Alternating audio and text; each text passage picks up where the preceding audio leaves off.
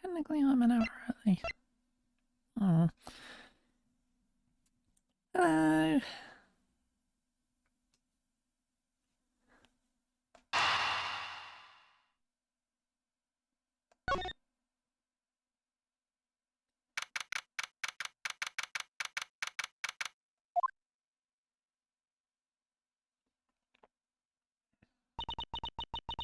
Looks like we got the boot again.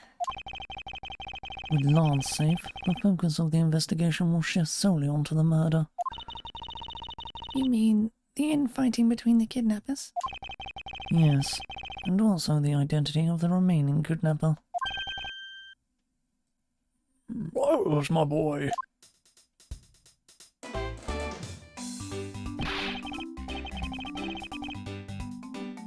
Tell me it's true.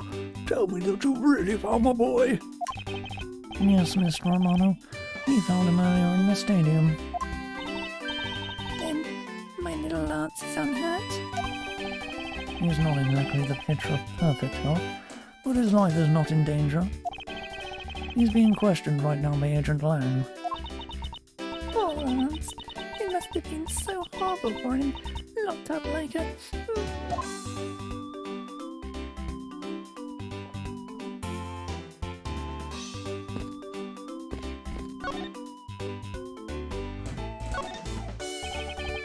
Miles, my boy.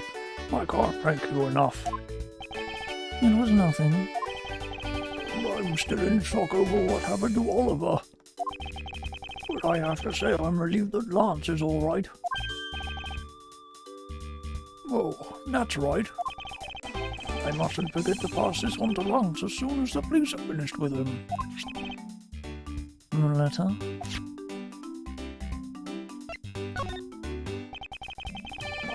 The way Lance is being chased after by women reminds me of someone I know. I almost can't believe you received yet another love letter, you know. Here, take a look for yourself. Isn't this a breach of confidentiality? It's a very simple love letter.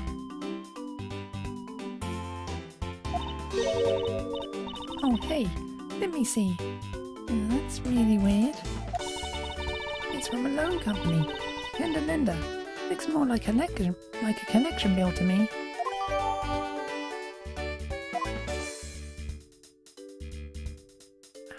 Viola.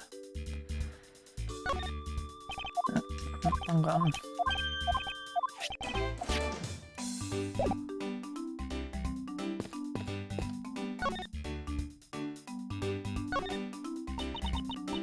He loves me. He loves me not. He loves me.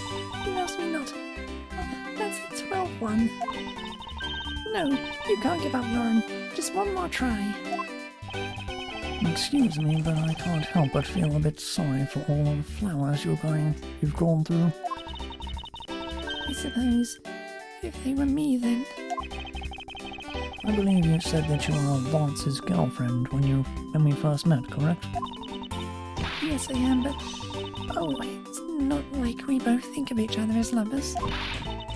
But you give me this ring, so I guess we're not just friends either. I mean, because this isn't just any ordinary ring. It tastes so sweet when you lick it. It's so wonderful. You mean to tell me that he gave you a lollipop ring? So, which is it? Have you guys not decided if you're going out, or is it just one-sided? Decided? Shouldn't the parties involved naturally just know? My father used to work for Mr. Romano, and so Lance and I grew up together. He said it out loud. I don't see how that's anything to be embarrassed about. So your father was an employee of the Amano Group. What did he do? He heard his job was to fly around the world. On Pegasus.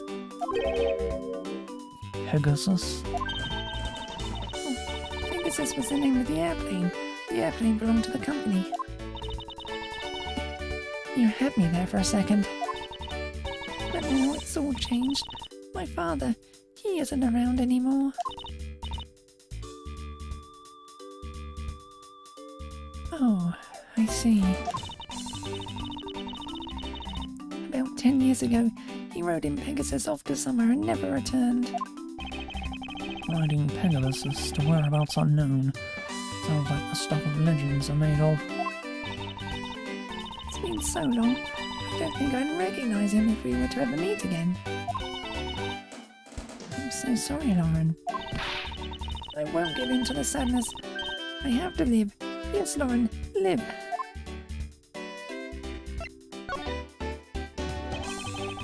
About this incident. Incident? But isn't the kidnapping already over and dealt with?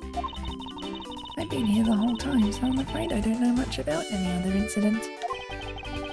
How did you come to know that Lance had been kidnapped? Oh, that's because of my woman's intuition. You based everything on that? I know everything when it comes to my Lance. It's really strange. It really must be destiny.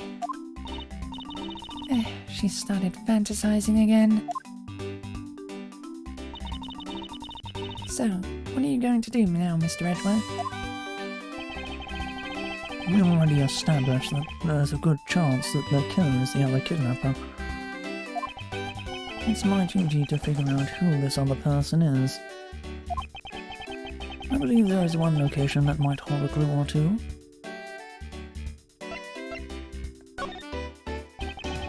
The obvious location is the kidnapper's hideout. It's still not allowed in, remember? Agent Lang and his men should be done with this area. In that case, there is no harm in asking that officer over there to let us in.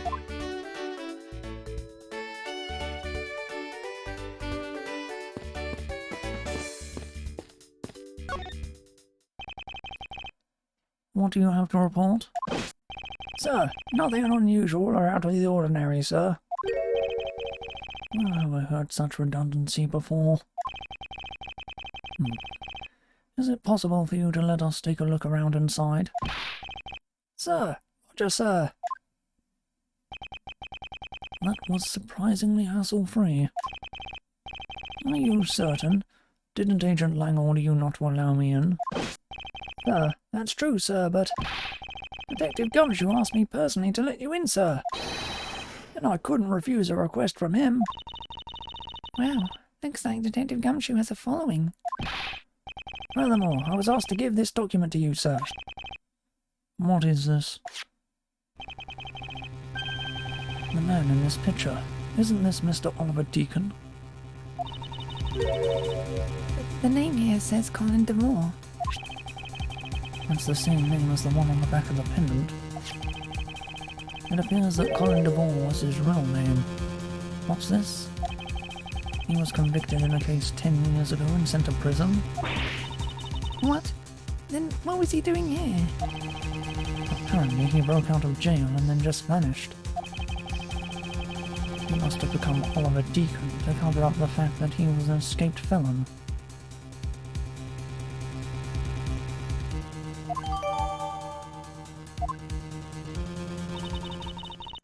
Now, I'm not sure what's going on anymore. Is there some sort of link between the victim's past and this current case? These police documents are rather detailed. I should take the time to give them a thorough read eventually. It's fine. Let's focus on one thing at a time, starting with the kidnapper's hideout. Yeah, I agree. We should investigate first. Think later. More than thinking things through, I think you should try remembering things first. Now then, if you could please unlock the door, officer. It was locked up until a little while ago, but since then the door's been wide open, sir. I'm not sure I follow what it is you're saying. Care to explain in a bit more detail? Sir, the door was locked down tight when they went to check out the room. So they got about 10 officers to help out and break the door down, sir. I see. I guess that means I get Agent Lang's leftovers. Well, let's see what we find.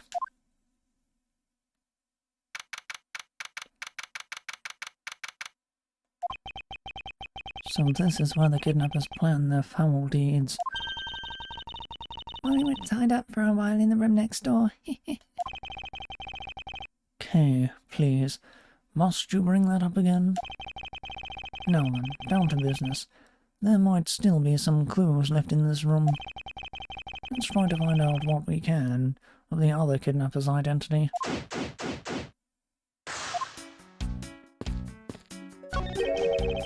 What have we here? Looks like a sword. A broken sword. Strange. Why would it be broken like that? Swords don't usually break on their own. That's true. Alright then, let's think about it in this way. Maybe it broke when someone was trying to use it on or on something. Hypotheticals aren't going to get us anywhere. Perhaps we should think more on this later. The door is already broken thanks to the police who forced it open. I won't rest until I've inspected every suspicious looking crate. That doorknob handle thingy is looking pretty beat up. I suppose that what happens when 10 officers break their way in with brute force. Hey, that's odd. The lock on this is completely fine. Look, not a single dent. How is that possible after what that officer told us? Yeah, the lock had been in use when the door was busted down. And the lock itself should be completely wrecked. So, the lock on the door leading to the outside is undamaged. How can that be?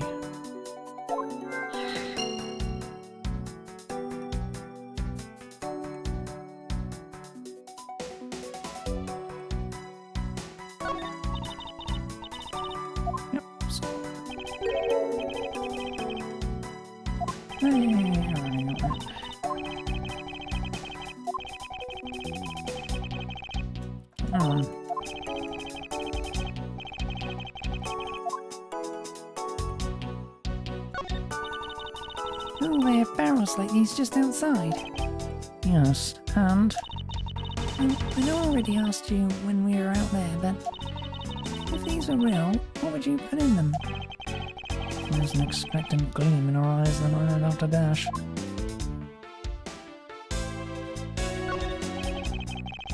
The panel that hid the entrance to the underground is propped up and wide open. Be careful of where you step, Kay. I only fell into that one opening once, you know? The other opening once, even.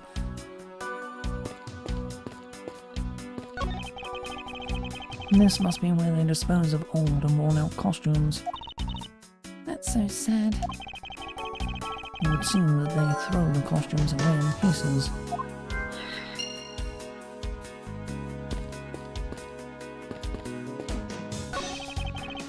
Beyond this door. It's where the kidnappers held you after getting the jump on you. Must you keep reminding me? That is the room where I got to see your awesome face. You don't need to remind me of that mortifying moment either.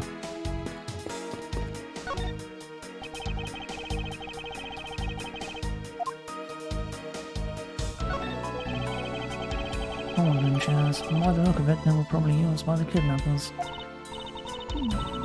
There are 3 chairs set around the table.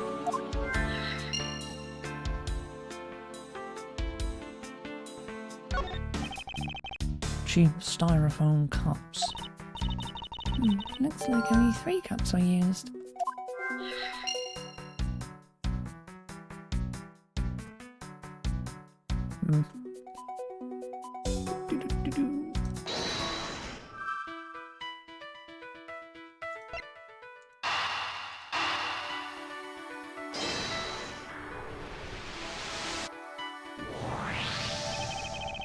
The common denominator between the cups and the folding chairs is the number 3. Speaking of which, the number of missing costumes is also 3. Wait, but I thought there were only 2 kidnappers. Indeed, something isn't adding up. Literally. Is it possible there is a third kidnapper that Lance didn't see? Oh, Connect them while I'm here.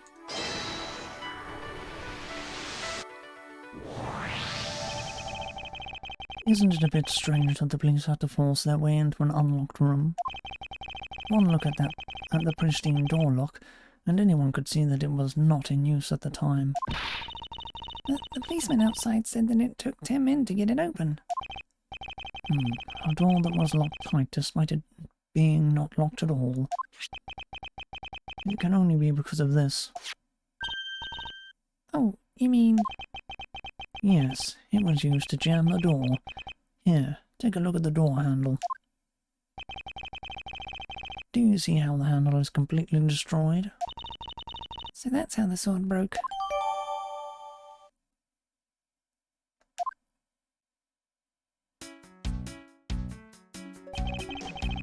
I thought that we might uncover the true identity of the kidnappers, but instead we've only uncovered more questions that need to be answered.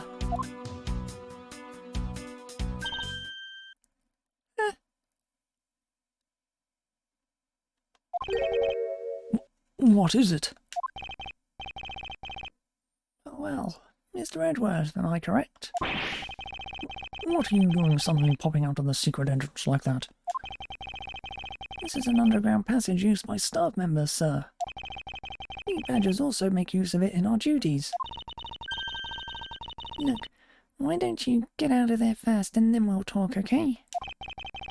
I beg your pardon, miss. Proto Badger Kit. Alright, only one more to go. What are you getting all excited about? Did you forget? The photo rally, duh. See, look. Now all I have to do is get a picture of the bad badger, and I'm done. Ah yes, I vaguely recall a contest or something of that sort.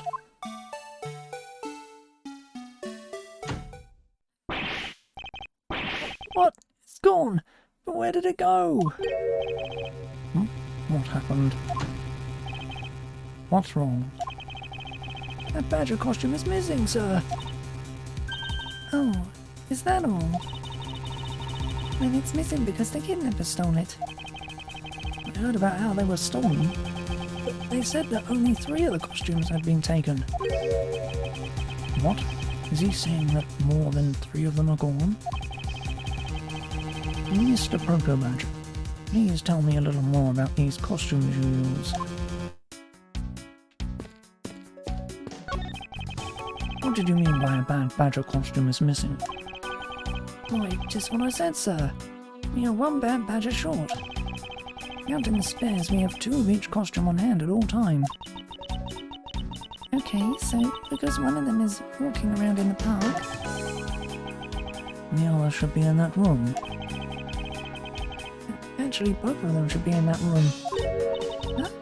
What do you mean? Normally we don't use the bad badger costumes. In fact, we only use them during a certain event at a set time each day. It's the stage show where the bad badger wreaks havoc around the park. The other badgers must work together to apprehend him, sir. I'm speechless that such a show exists. Oh, sir, I was just trying to explain to you the only time we use that costume. Then, doesn't that make it near impossible to take a picture of the bad badger? Personally, I can't believe that it's this close to showtime and there's no costume. Oh dear, what am I to do, sir? All this basically means is that the kidnappers stole 4 costumes in total. Then are you saying that there are 4 kidnappers? No, I don't think that's very likely. Oh? We'll call the costumes for a minute. The stolen ones, you mean?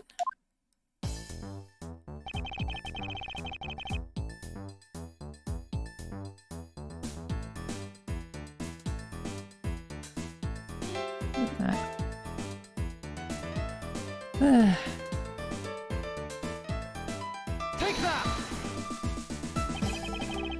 If you had 4 people and you had wanted to steal a 4th costume, wouldn't you naturally go for the full set and steal a pink badger costume instead? Yeah, that makes sense. And yet, the kidnappers decided to steal another bad badger. I believe the culprits needed 2 bad badger costumes, but the question is, why?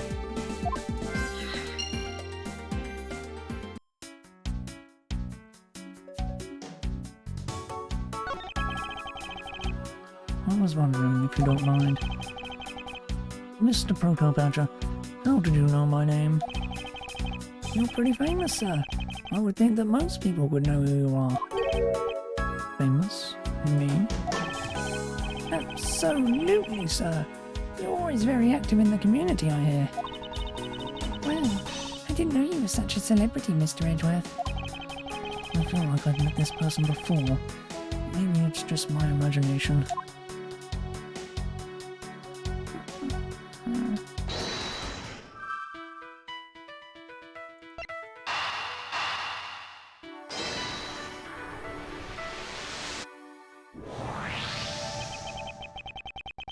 The second bad badger costume. I believe it may be closer at hand than we think. Huh? What do you mean? That costume in the trash. Wouldn't you say that it's wearing some very telltale pants? Hey, you're right. Let's get it out of there and take a look. As I suspected, it's a bad badger costume. Well, minus the head.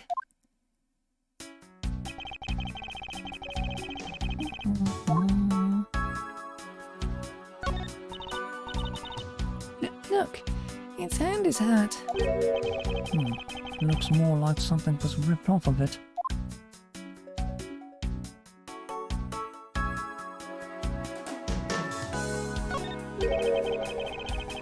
I wonder why this bad badger costume's right hand is torn up like that. Maybe it's a flesh wound from a fight with the blue badger.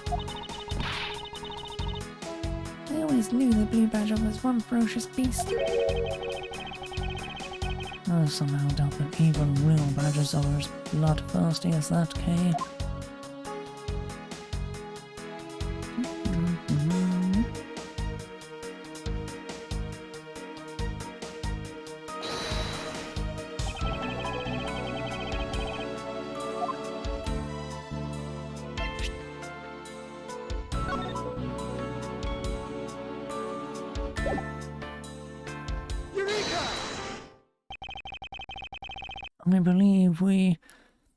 I believe what we have here is an inconsistency.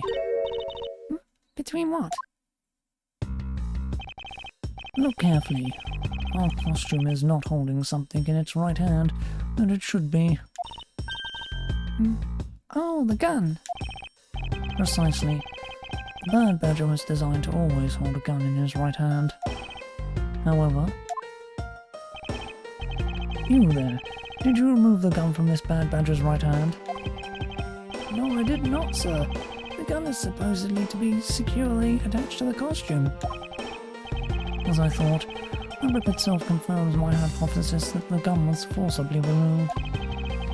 Mr. Proto-Badger, the gun is, of course, not a functioning weapon, correct?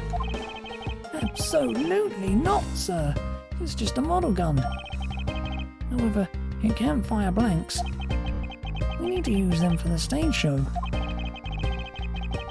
It seems that our kidnappers also had a need for the model gun, my dear costume friend.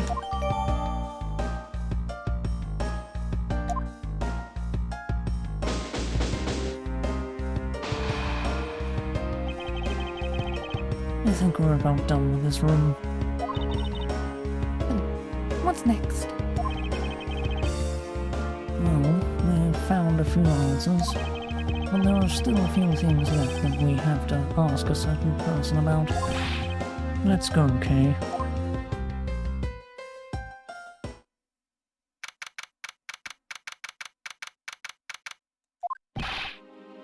Oh, Mr. Edgeworth, sir. You gotta hurry, sir. Come on. What is it, Detective? Well, they found a blue badger costume down in front of the main gate, sir. What? Isn't that what one of the kidnappers was wearing? Bingo! That's why you're gonna come to the main gate with me right now, sir. If we hurry, we still might be able to get there before Wolf Boy does, sir.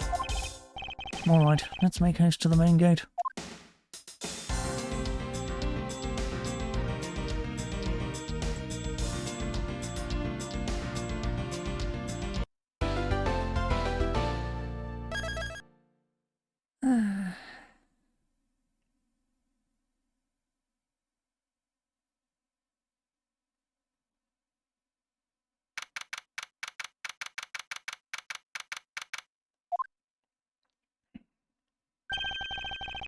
Where's the costume, Detective Gumshoe? Just on the other side of the fountain, sir.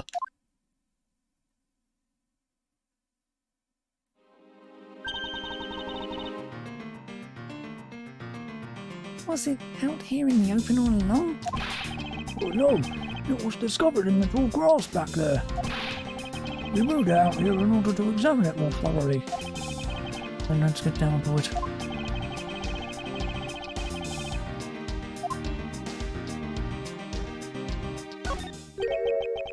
What do we have here?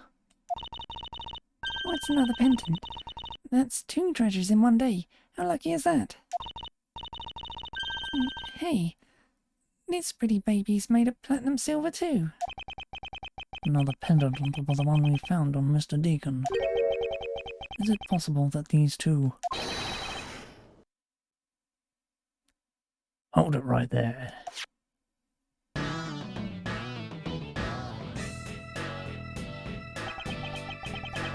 Hands off, Mr. Prosecutor. You sure know how to cross the line, don't you? A pendant, huh? This is a very decisive piece of evidence. How can you tell? Look here and read off what you see.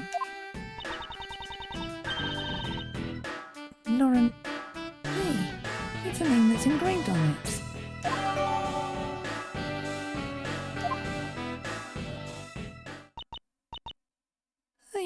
Hey. We have you now, Miss Kidnapper. No, you don't understand. Hi.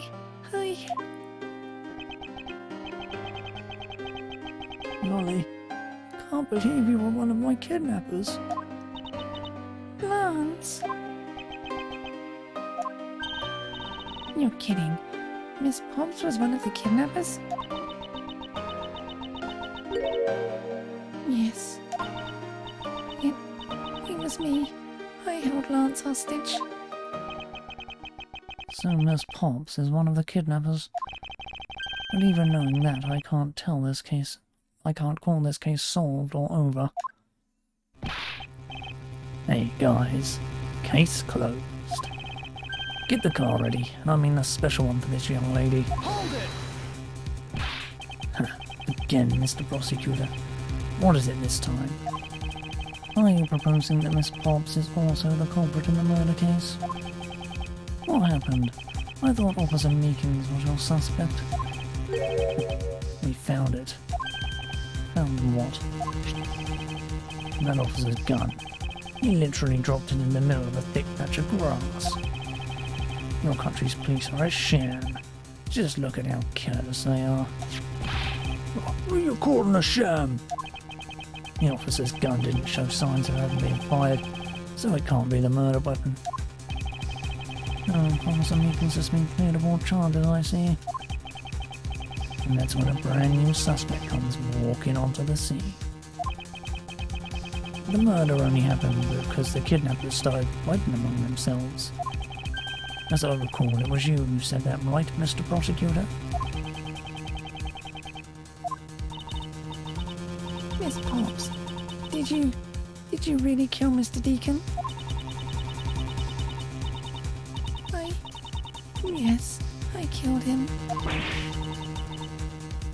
Can't believe it. Thanks for the confession. Objection! Agent Lang, it's much too early to declare the case much too early to declare this case closed.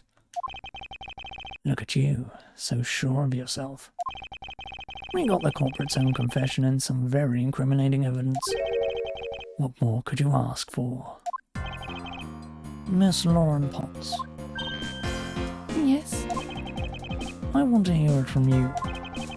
Tell me your side of all that has happened today, from the kidnapping to the murder. But why? I'm a kidnapper and the killer. Isn't that enough? It's fine if you're the one behind everything, but only if that is the truth.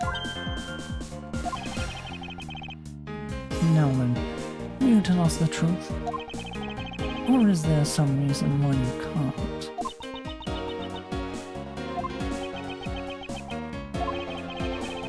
I've had a change of heart. I think I'd enjoy seeing you sulk away as the losing nut. Alright, you heard me. Let's hear all about the evil deeds you committed today.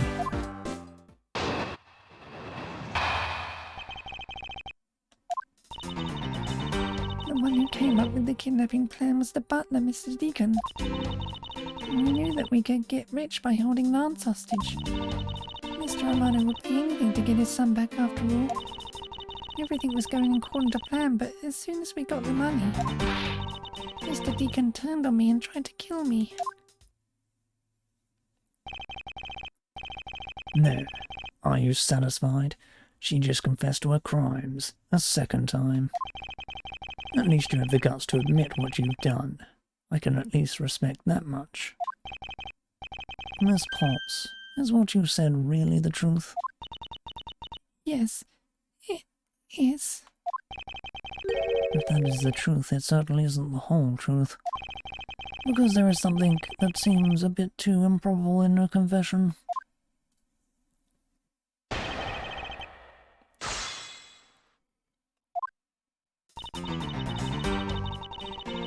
Hold it! How well did you know the victim? I've spoken with him only a few times at Lance's house. A few times, that's it? Yes?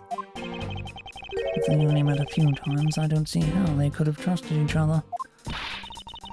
But if you hardly ever talked, then how could he trust you not to steal his plan? Not so fast! And that's completely irrelevant. He was planning to betray her from the very beginning. Which is why he chose someone he wasn't especially close to. Isn't that right?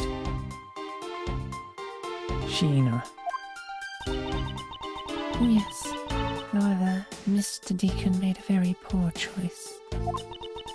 In the end, he was killed by the one he intended to betray himself. I bet he didn't see that one coming.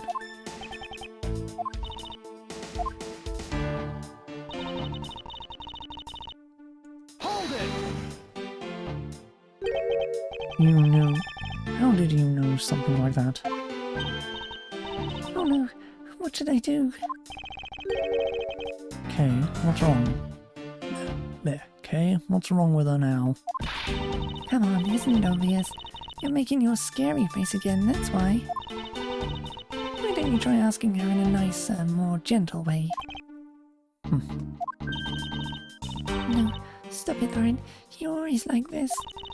You always fall for the stern-looking one. That's why you'll always be unhappy. Or maybe that's it. She's been bewitched by your icy glare. Mind your own business, Kay. Now then, Miss Potts, let's continue with your testimony.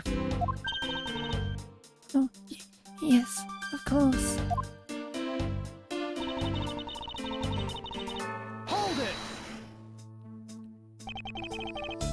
Why do you believe that? Anyone who knows Mr. Romano would think the same. I bet Lance is that old man's greatest treasure. I suppose he would be to a doting father like Mr. Romano. I always figured that was it too, and I was always envious of Lance for it. Oh, because your dad's got this pendant from my father. And I believe that as long as I have this, I'll find my father again someday. He'll welcome me into his arms, riding on the back of Pegasus. That pendant. She must truly believe it to be the wings of Pegasus.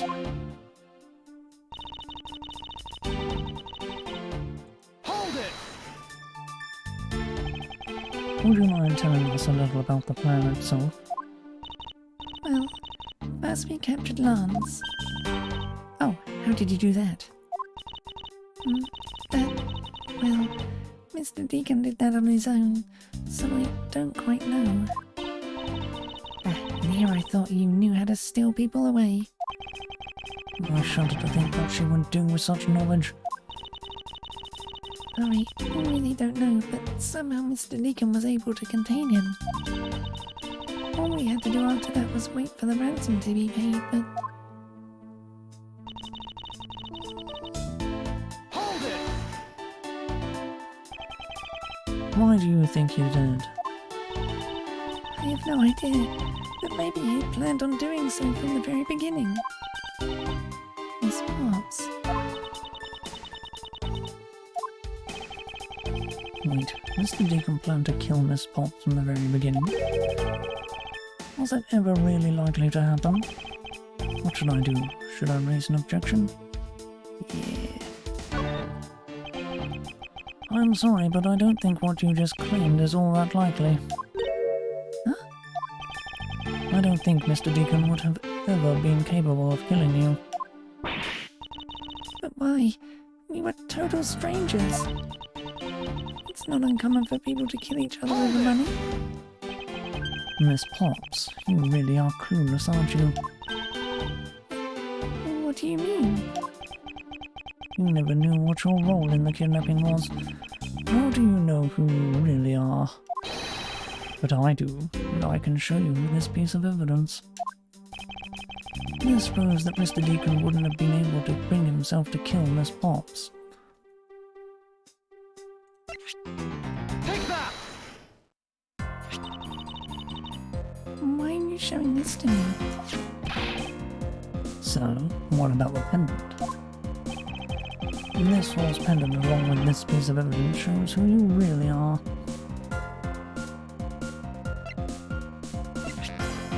Take that! These two pendants resemble each other, wouldn't you agree? Yeah, you're right. They're the same colour and they're even made of the same material. I believe that these two pendants are actually one. Now we'll give it a try.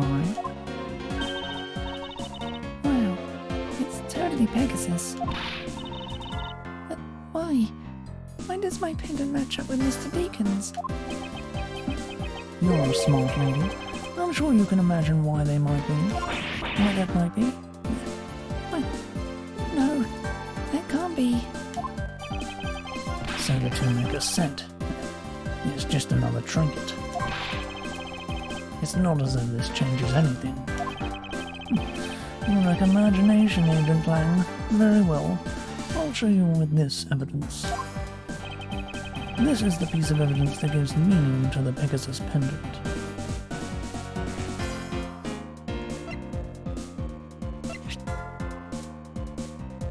Take that! Oliver Deacon was just an alias for this man. His real name was Colin DeVore. That name, the name that is etched on the horse pendant. What? An alias? I suppose he had to hide the fact that he was a felon somehow in order to live. And it makes sense given what is written in Mr. DeVore's dossier. But what I really wanted to point out was this. This specific section is what reveals the true meaning behind those pendants. Take that! Mr. DeVore had one daughter, and her name is Lauren Potts. That's a lie. That person was not my father. He couldn't come out and tell you he was your father, because he was in hiding. However, I believe he was trying to secretly watch over you. Do you still believe that a man like that could kill the daughter he was separated from? Or even that such a man would allow his daughter to get involved in a kidnapping plot?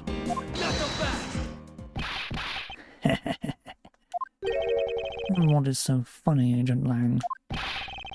You're good at making things up in your head and deciding it's the truth, aren't you? What are you trying to say? Your thinking is much too innocent. After all, I've thought of another possibility. Is that so? Well, let's hear it.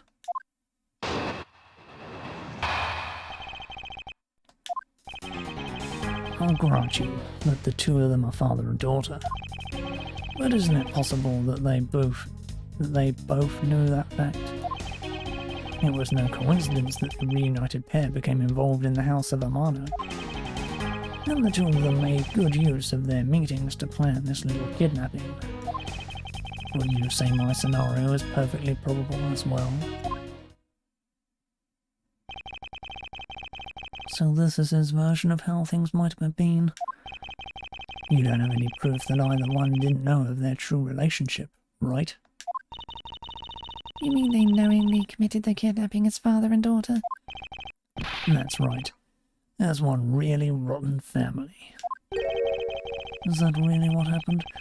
I'd better take a long, hard look at the evidence.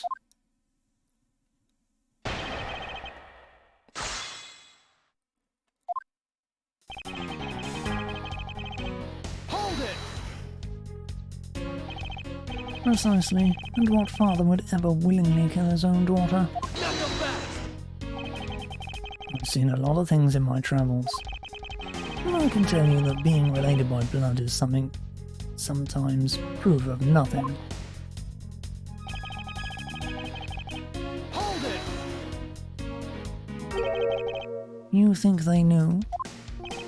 Yeah, I don't think only the victim knew. I think the girl realised it as well. They both knew who the other person was, but they had to pretend that they didn't. Because he was on the lam. You got it. The victim couldn't exactly go around flaunting who he was. Furthermore, Hold it! one as a butler, one as the friend of the son, you mean? They probably thought that was their best shot. Is that what you honestly believe? Of course.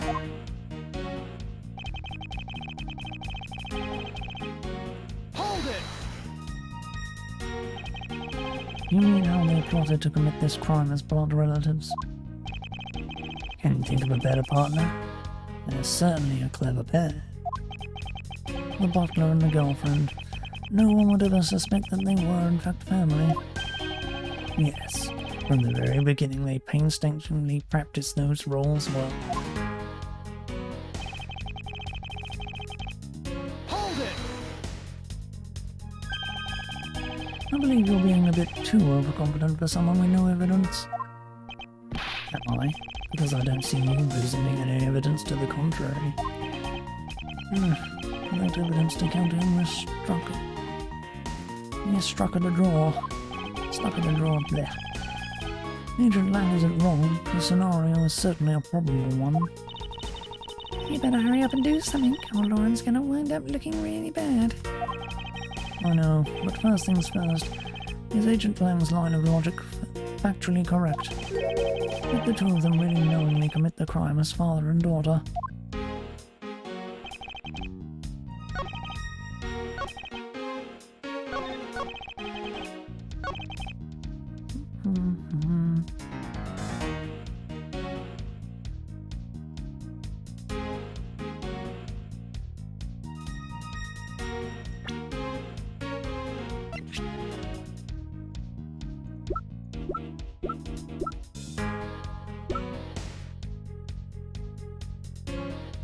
Objection!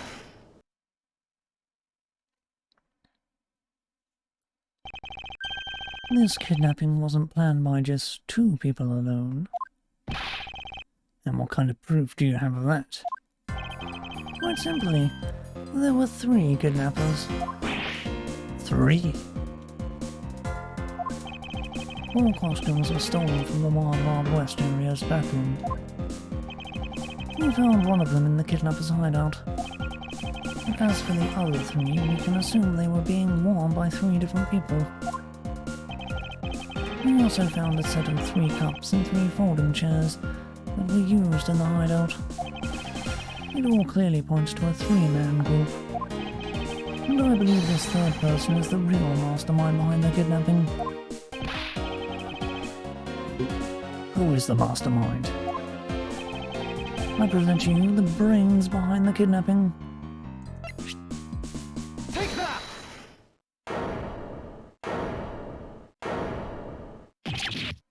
Lance Amano. Yes, this abduction was in fact schemed up by Lance himself.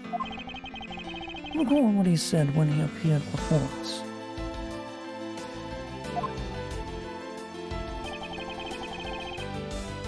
Did you see the faces of your kidnappers?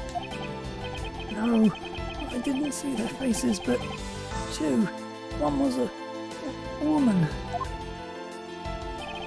However, there were 3 kidnappers, which is in direct contradiction to what he said. But I know I only saw 2 people. This guy was being held hostage. It's possible he couldn't see all 3 of them. Ah yes, about when you were being held. I have my doubts about what happened then. Lance, would you mind telling us what happened while you were being held captive? I really don't remember much anymore, honest. But if I don't tell you at least something, you won't believe me at all, will you?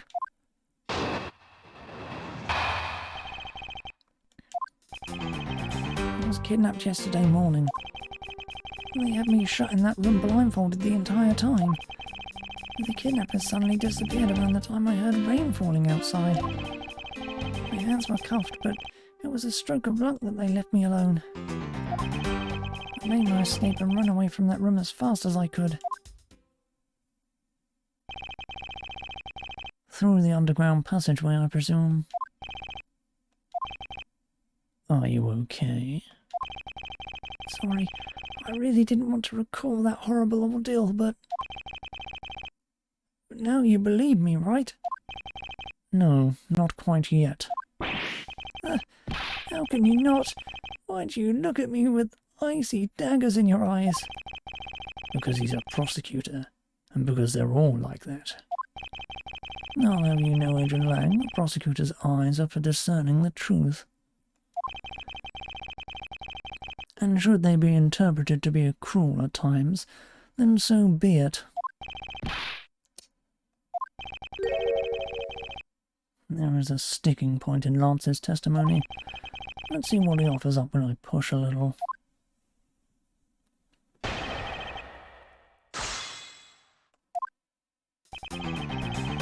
Hold it! Can you tell us about when you were abducted in a little more detail? It was a strange morning. I felt like I was right in the middle of a great calm.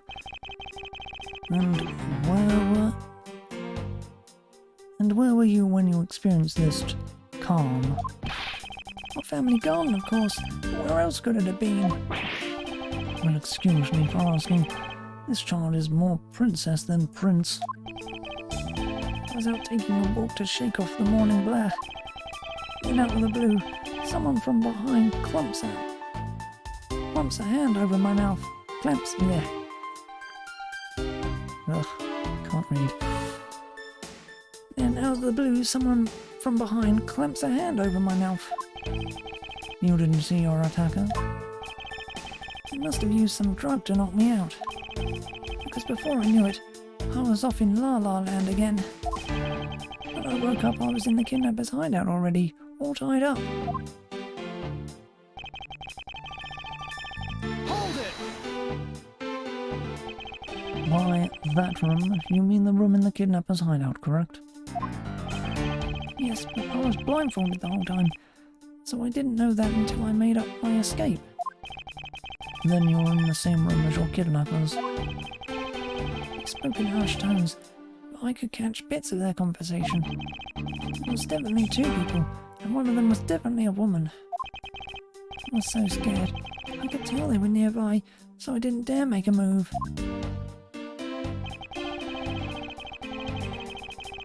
Hold it! The kidnappers disappeared.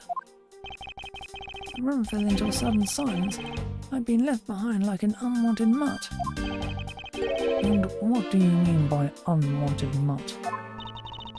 What a pointless question. It's not like he's going to tell you anything new, you know. It's a poetic simile. You should learn how to use them too. You may look refined on the outside. And it's no good if you're not refined on the inside as well. Hold it! Then those cuffs on your wrists.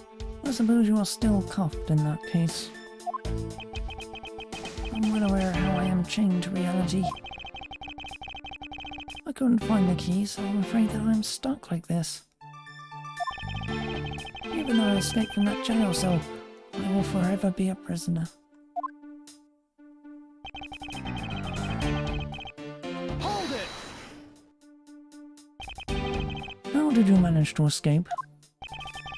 I wanted to just get out of there, but the door leading outside was locked. Which is why I had to use the underground passageway to make my escape. I remember our escape to be equally as hard. This is an invaluable piece of testimony. I mustn't let it go unexamined.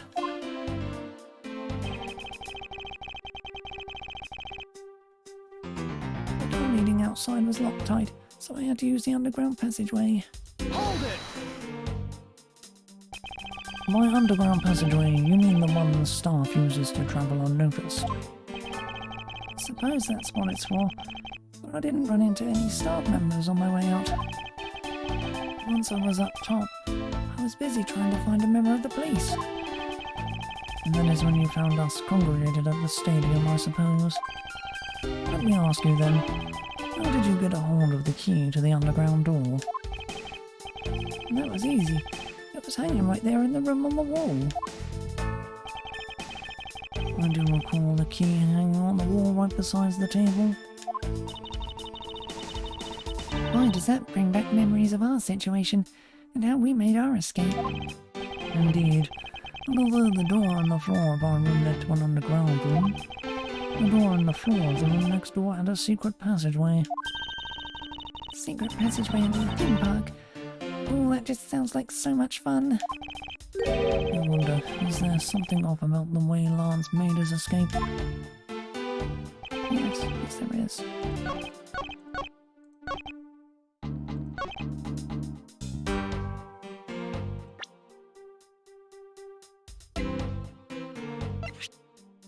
Objection!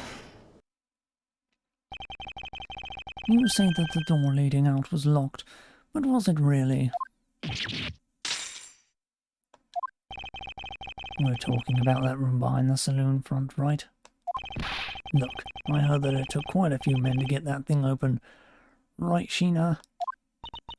Yes, that's correct. Then take a look at this. What is that? Sword. It's not an especially reliable one if it's broken like that. Allow me to start from the end. My conclusion is that the door was never locked. It was simply held shut by this sword, which was used to jam the handle. Lance, even though your hands were cupped together, you could still use them. If that's the case, then why did you not just simply remove the sword and escape? Why didn't I? I was disorientated. Yes, that's it. I didn't notice it. As if I should accept such a bold-faced lie. You locked yourself in that room because you had to make yourself look like a victim. But you did not, in fact, possess the key to the door. That is why you used the prop sword to improvise and create a prison of your very own. Knuckle back! You've been making this guy out to be one of the kidnappers for some time now. I wonder if you've forgotten something very important along the way. And what would that be? The motive. What else? Do you honestly think that an upright, pure boy like him would hatch up a completely pointless scheme such as kidnapping himself? Objection!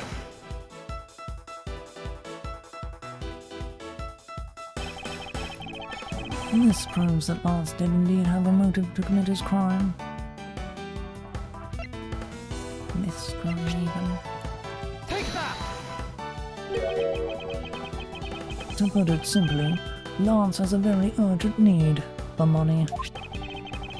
This is hardly your typical love letter. It is in fact a collections bill. It appears our upstanding boy has accumulated quite a debt. Isn't that right, Lance? It's like it's hard being the son of a rich man, too. It must be rough when you ever have to resort to stealing from your own old man, huh? Alright, I give up. I abducted myself. Lance! It's over, Lolly. In this life, we really are bound to our fates after all. All I wanted was to go with you to a new town, somewhere where no one would know us. I wanted us to be well off with that 1 million. Now, that dream is over. Oh, Lance. Then you are giving yourself up? Yes. I had planned to run away from this world with my Lolly. Oliver even helped us with the plan, but then he had to go and stab us in the back. He turned on you? Maybe he didn't want to split the ransom money. That's my guess. It happened almost right after you made the drop-off. When we were alone, he attacked me all of a sudden. After a brief struggle, I was able to contain him and keep him under control. We left him inside that room as Lolly and I made our escape. We wore different costumes and split up. Lolly left first in the Blue Badger costume. Left with me and the person Officer Meekin saw was Miss Potts. But right then the old man just had to wake up. I was careless and he tackled me pretty hard from behind. Then Oliver put on a Bad Badger costume. Took the suitcase with the $1 million and ran. Contacted Lolly right away and warned her that he had a gun. They had no idea that they were related, so I thought that it could only end badly. I still don't believe it. That person was not my father. Because if he was, I just killed my own father. Lolly, then it really was you.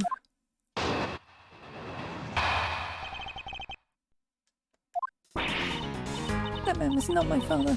I mean, because at the stadium, there was a bad badger pulling the suitcase with the 1 million in it. That badger pointed his gun at me, aiming to shoot me dead. That's why I used the gun I got from Lance. There was a gunshot. The other person crumpled to the ground, and I ran, scared for my life. I think the big picture is finally coming into focus, don't you?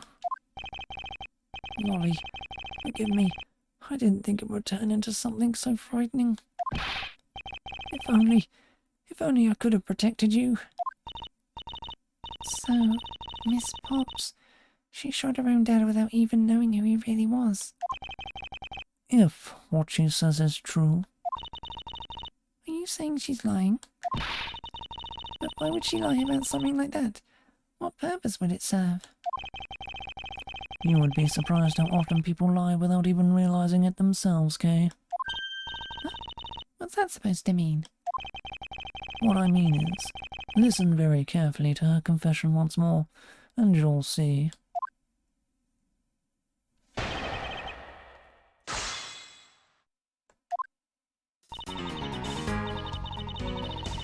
Hold it! Please calm down and let's slowly talk through this. But All you have to do is simply tell us what happened at the stadium. Leave it to us to search out the truth. Can you do that for me?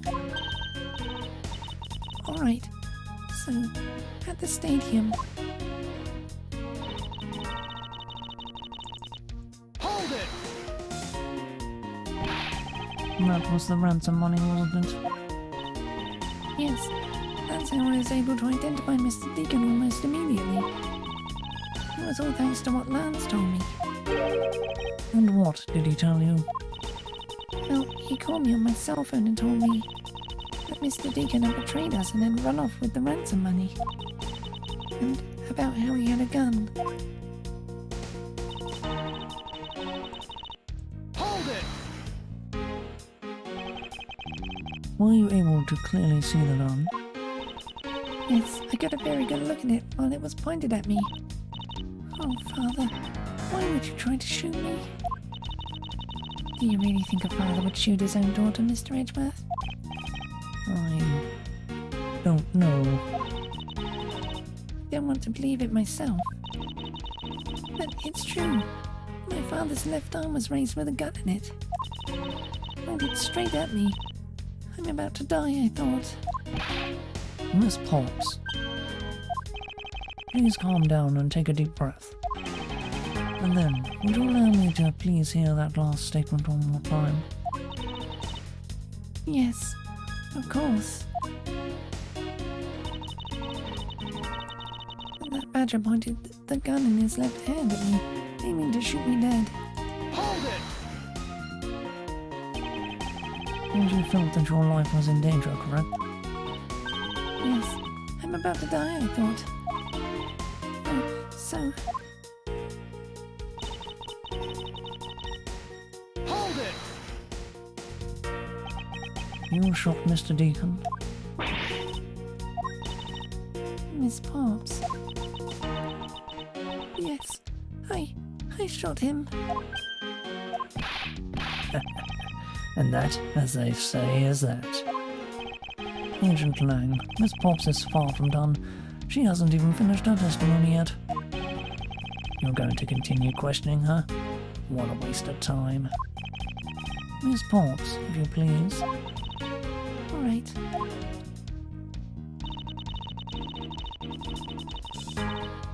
Hold it!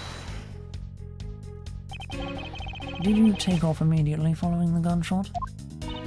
Yes, And you didn't attempt to approach the victim at all after he was shot? I was scared. Don't blame you. I would have done the exact same thing. Oh, Miss Pops. What will become of her, Mr. Edgeworth? She seems to be telling the truth regarding what happened at the stadium. However, I don't believe it to be absolutely correct. Listen very carefully to a confession once more and you'll see.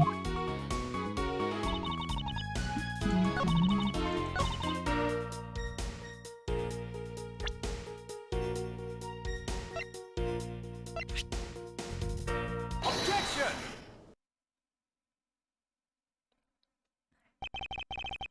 I have here a dossier on your father. And according to this, your father was right-handed. Then, The person pointing a gun at you from atop the stage was not Mr. Deacon. Knuckle back! Hold on there, Mr. Prosecutor. I think you need to take a refresher course. The bad badger has a model gun attached to his right hand. Which is why the only hand he could have held the real gun with was his left. Isn't it possible that it went down like that? Agent Lang, were you paying attention to what Miss Potts was saying? Then again, I suppose I can't expect someone who has never set foot in court to catch it. Enough with the smugness. Out with it already. Miss Potts told us earlier. there was a bad badger pulling the suitcase with the 1 million in it. According to you, the bad badger had the gun in his left hand. Which would mean that he was pulling the suitcase with his right hand. Isn't that correct, Miss Potts? Yes, exactly. But I'm sure it was the bad badger who at those huge sunglasses on its face. But if that's the case, even I can see there is a huge contradiction. Yes, Miss Pops claims to have seen the Bad Badger, and yet the Bad Badger had both of his hands full. These two pieces of information contradict each other, so one must be wrong. And they are both correct. Impossible. That just leaves us with an irresolvable contradiction. Miss Potts interested with us in the fact that she saw the sunglasses in bed. But what if that Bad Badger wasn't wearing pants on his lower half? This proves that there was a way for the Bad Badger to freely use both of his hands. Take that! The costumes have two parts to them, the head and the body. Oh, I get it now. The head Miss Potts saw was probably really the head of a Bad Badger. However, is it not possible that the body was that of an entirely different badger? A different badger? Yes. Or to put it more bluntly, I believe it was the lower half of this badger.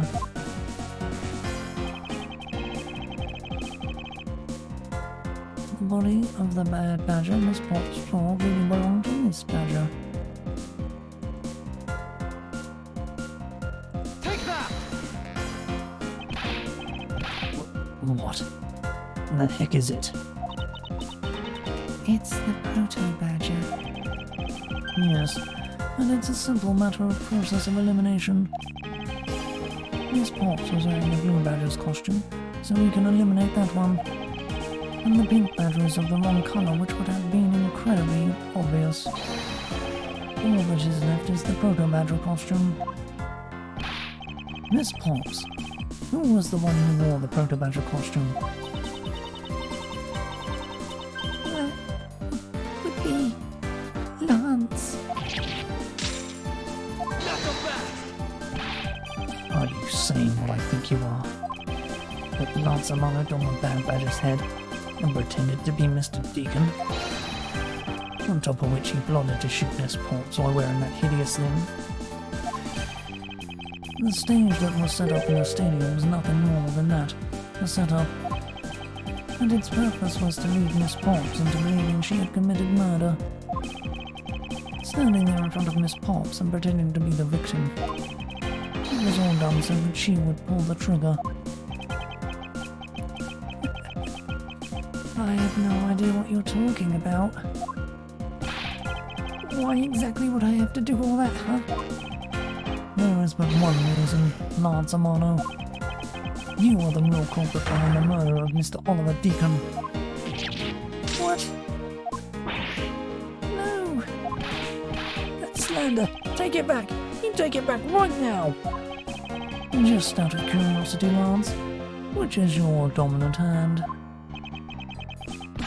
I'm left-handed. But what does that have to do with anything? It depends. According to Miss Potts, her attacker held a gun in his left hand. Knock him back! Who is what-handed doesn't prove a thing. And besides, now you're just being absurd. It's not like the proto-badger is bulletproof. One misfire and he would have found himself dead, right? Objection! Of course. Logically, if he had been shot, he probably wouldn't be here with us. But I believe he had thought of that as well, and prepared accordingly. And this should be all the evidence you need. This is how Lance made sure he wouldn't be hit by a bullet.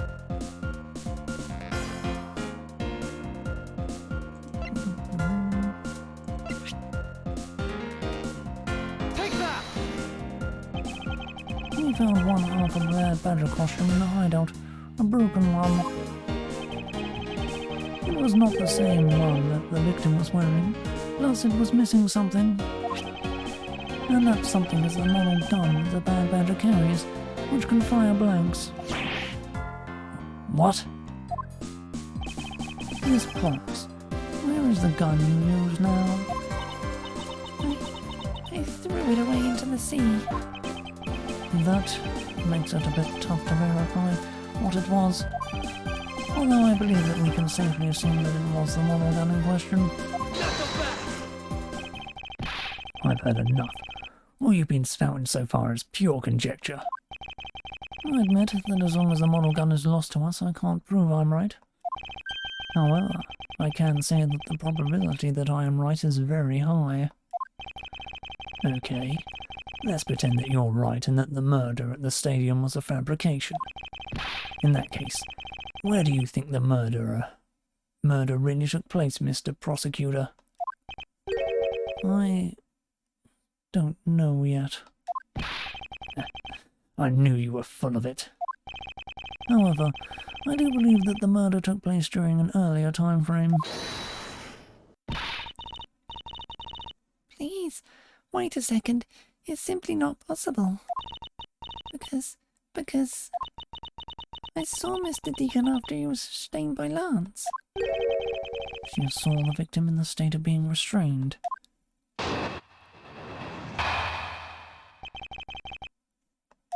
I came back to the hideout long after the other two. By that time, Lance had already subdued and restrained Mr. Deacon. He had tied Mr. Deacon securely to the beam in the next room. In the room next door. There. After that, the two of us put on our costumes and made our escape. So Mr. Deacon must have escaped right after the two of you left, right? We thought that it would attract too much attention if we left together, so I left first. We planned to meet up again at the stage in the stadium. But then, as I was walking through the park, I got a call from Lance on my cell phone. Oliver managed to escape. It looked like he was waiting until I was alone. He also stole the gun from me at that time. And then the murder happened. Mr. Deacon must have overheard their plan to meet up at the stage. Well, Mr. Prosecutor, Miss Pop saw the victim with her own eyes. Which means that the victim was still alive at the time. Wouldn't you agree? Why does that sound wrong to me? There must be something amiss about this account. Let's see what happens when I examine it in more detail.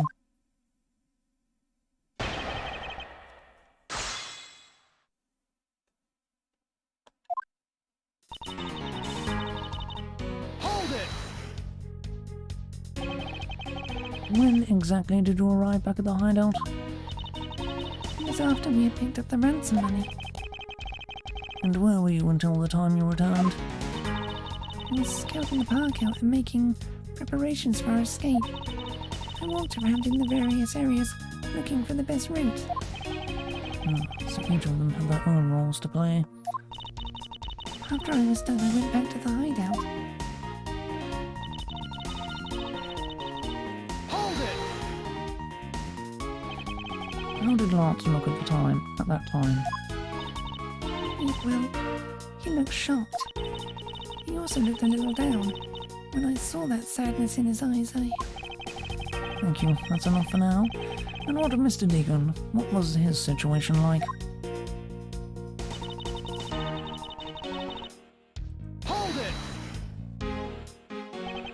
You are sure that it was Mr. Deacon that you saw? Yes, I'm certain of what I saw. Did you go into the other room to check? Lance said that it was best if I didn't get too close to him. Lance, he was such a kind soul. Then are you telling me that you did not confirm that it was Mr. Deacon for yourself? I checked through the slit in the door that separates the two rooms. He had a bad badger's head on, so I'm absolutely sure. That just had to be Mr. Deacon. You saw a bad badger head?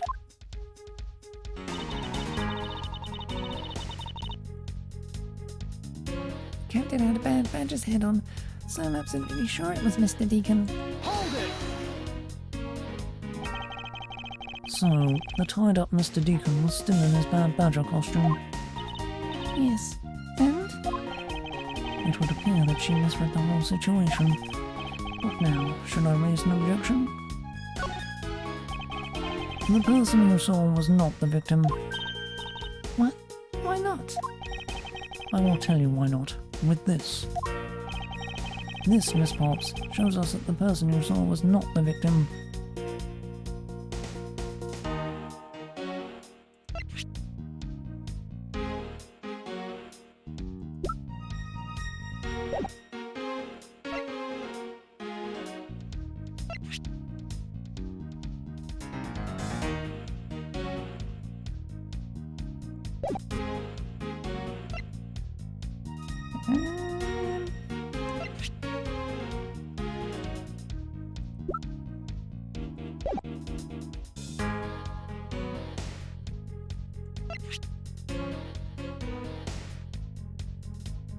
Take that! Miss Pops, the person you saw was not Mr. Deacon at all. The person you actually saw was this person. It was me. Isn't I saw Mr. Edgeworth? I always thought it was a bit odd. Why would the kidnappers abduct me even after I had handed over the ransom? It was not as though I saw the face of the kidnappers. If I were them, I would have just taken the $1 million and ran.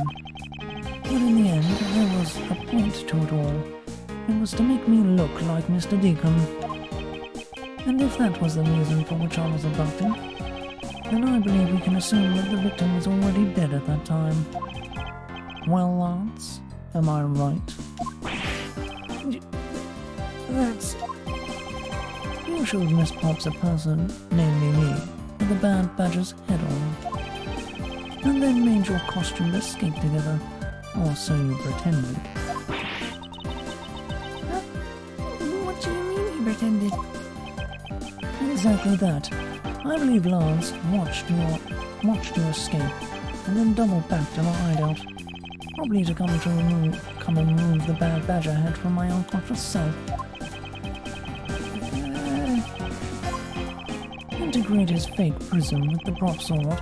You then escaped via the passageway. Hold your tongue, boy.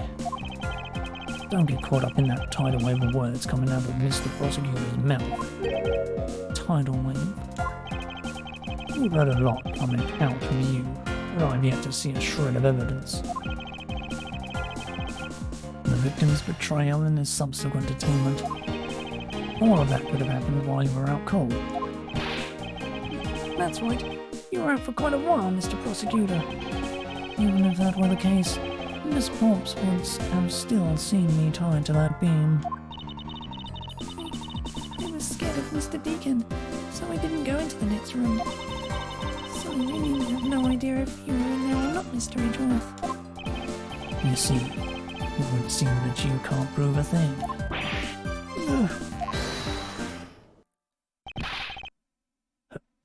Who said that? Please, wait. Mr. Romano? Oh, Miles, my boy, it looks like you're really giving it your all. And Lance, it's not good to cause trouble for others. Dad? Let's see, you are the one in charge of the investigation, correct? Yeah, that's right. I'm sorry that my son has been nothing but trouble. This probably won't make up for anything, but I have some evidence for you. Oh, do you now?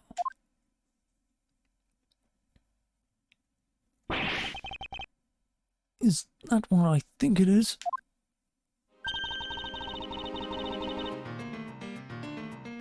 It's the bad badger costume the victim was wearing. And a gun. I couldn't wait around for the police, so I went and found these myself. It appears that they were disposed of in the sea. Is there no one in this country who actually obeys the law? There. Now, Major Tang, please calm down. What the heck is that scrap of paper? This appears to be a letter from the Chief of Police. Please allow Mr. Romano complete freedom to do as he sees fit, it says. What? The chief of police? What the? Just who does he think he is? The person who wields the highest authority in this area. Oh, there, now. There is no need to be so upset. I'm not a cop from this land, so I'm not bound by the laws of your country. No. This wasn't meant to strong arm you into anything. It's just a request. I'm only asking that you please respect the laws of the land. Really say no to that. Or returning to the topic at hand. It doesn't matter who found the evidence, its value remains unchanged. Alright now, let's take a look at this new evidence. I've already got the results back. I had a special forensic research lab that I'm on good terms with to conduct the tests. They verified that the blood on this costume belonged to Oliver. As for the gun, the only fingerprints they could find were yours, Lauren. What? You disappoint me, Miles. I can't believe that you would cause my son such stress and heartache. Thank goodness I was able to find the final pieces of evidence. With this, you'll have no reason left to push my poor boy around. And that's it. These are the case-making pieces of evidence. Huh. I'll be the judge of that.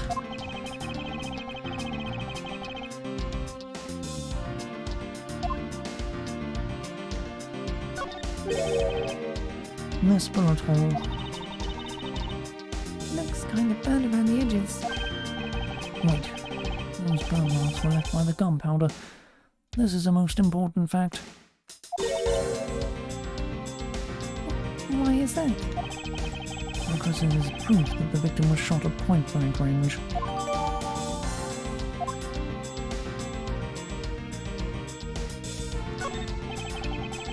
Could this gun be the actual murder weapon?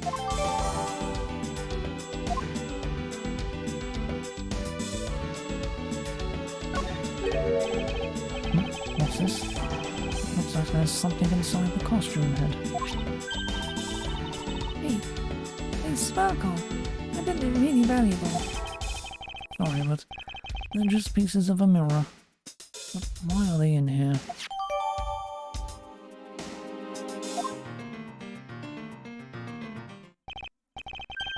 Well, are these not the most definitive pieces of evidence you've ever seen? Thank you, Dad. That should be enough to convince even Mr. Edgeworth over there.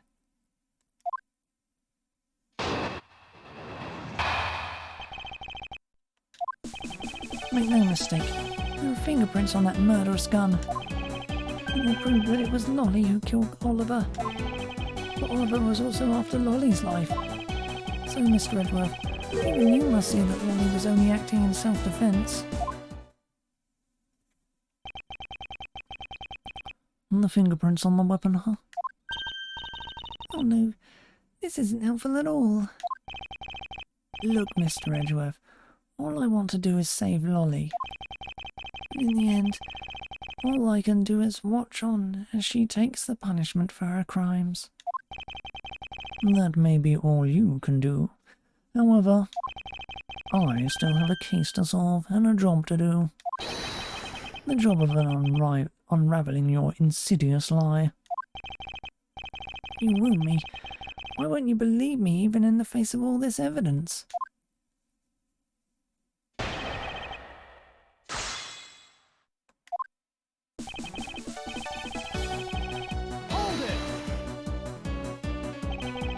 Those fingerprints, are you sure they belong to Miss Pops? Well, there's no mistake about it. With my connections, I had the best forensic techniques money can buy performed. I find that to be a bit peculiar. What?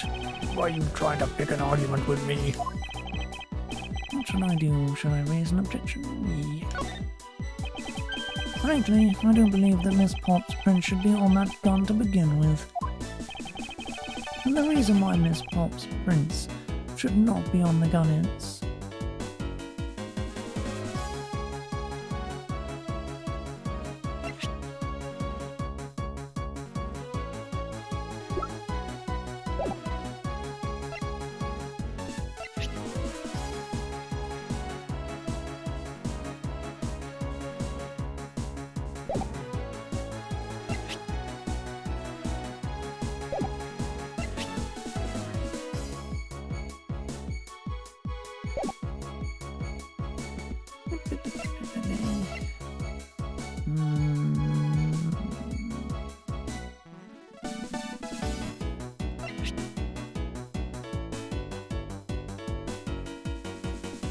Take that! It's simply not possible for Miss Popps to have left any prints on the murder weapon. Because while she was at the stadium, Miss Popps was wearing a costume. But there's been no mistake. We found fingerprints. Oh, Miss Popps, do you remember touching the gun at all at any time? Yes. As a matter of fact, I did hold it for a bit back in the hideout. I handed it off to Mr. Deacon when he had last left for the haunted house. To retrieve the ransom money, I suppose. And there you have it. That is when Miss Popps' prints found their way onto the gun. Do you understand now, Mr. Romano? The fingerprints do nothing to prove that Miss Popps is the murderer. But you still don't have anything to prove that she isn't the killer, right? You seem very adamant about insisting that your girlfriend is a cold-blooded killer. Lance. What? No way! I'm incredibly worried about her.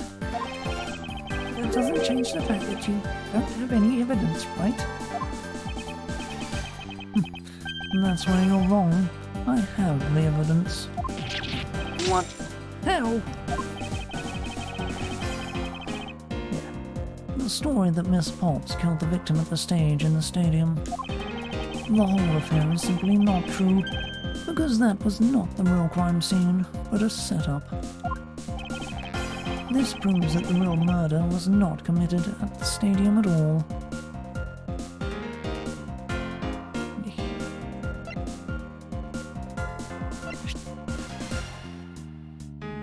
Take that! Let us take another good look at the costume the victim was wearing. Then I believe you'll see why I insist that he was not shot at the stadium. This is the part of the costume that proves it. Take that! The burn around this bullet hole was made when the victim was shot at point-blank range.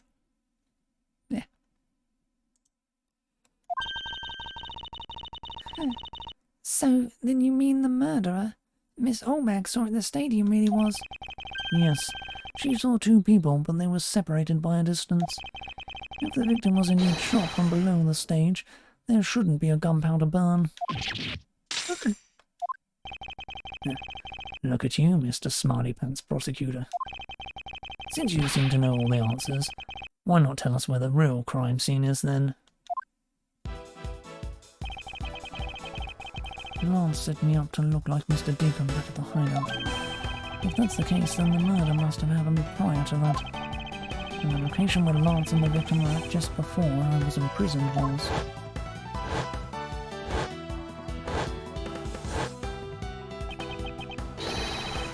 I've got it. I know the real scene of the murder. The real location in which Mr. Deacon was killed is here.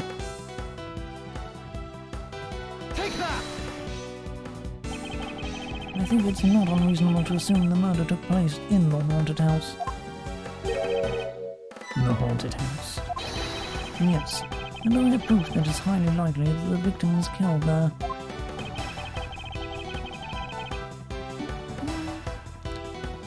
what proves that the real scene of the crime was the haunted house? Take that! These were inside the costume the victim was wearing. They're fragments of a mirror. Mirror? What does that have to do with anything? Indeed. You don't exactly expect to find pieces of a mirror inside a costume. Yeah, that's actually pretty dangerous.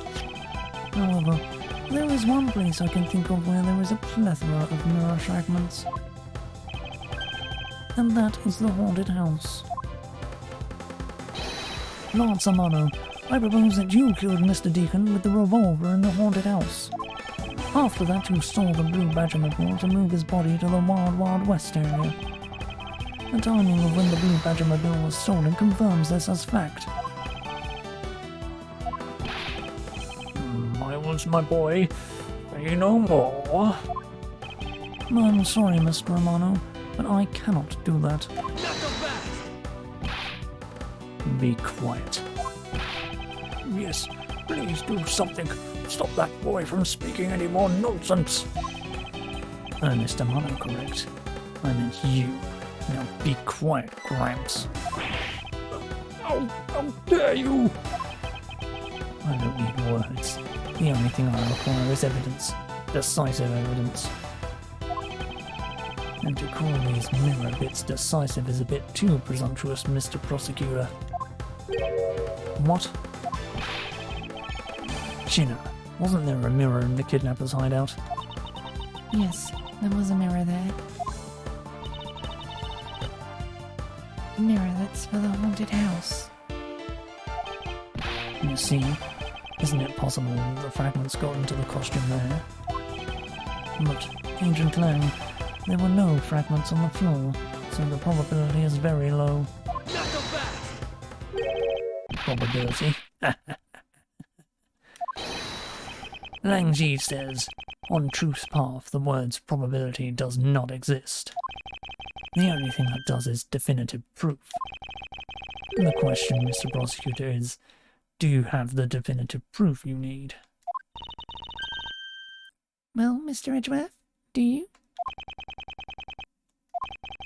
Do I have solid evidence that proves the murder took place at the haunted house? The answer is no. See, so since you don't have any, shut up. I don't have the evidence yet, but I'm certain the murder occurred around the time I turned the ransom over. At that time, the only people at the haunted house besides myself were Lance and Mr. Deacon. If I can prove that the murder took place at the haunted house, then I can prove Lance's guilt in connection to the murder. What now, Mr. Edgeworth? Agent Lang, I have a special request. Yeah? I'd like to prove to you that the scene of the crime was indeed the haunted house. Why in the world are you asking the werewolf for permission? Because I don't really have a choice if I want to find the truth. Alright, permission granted. But you're not to touch a single thing, got it? That won't be a problem. All that's important to me is that the truth be brought to light. It doesn't matter by who or how it's done, as long as it is.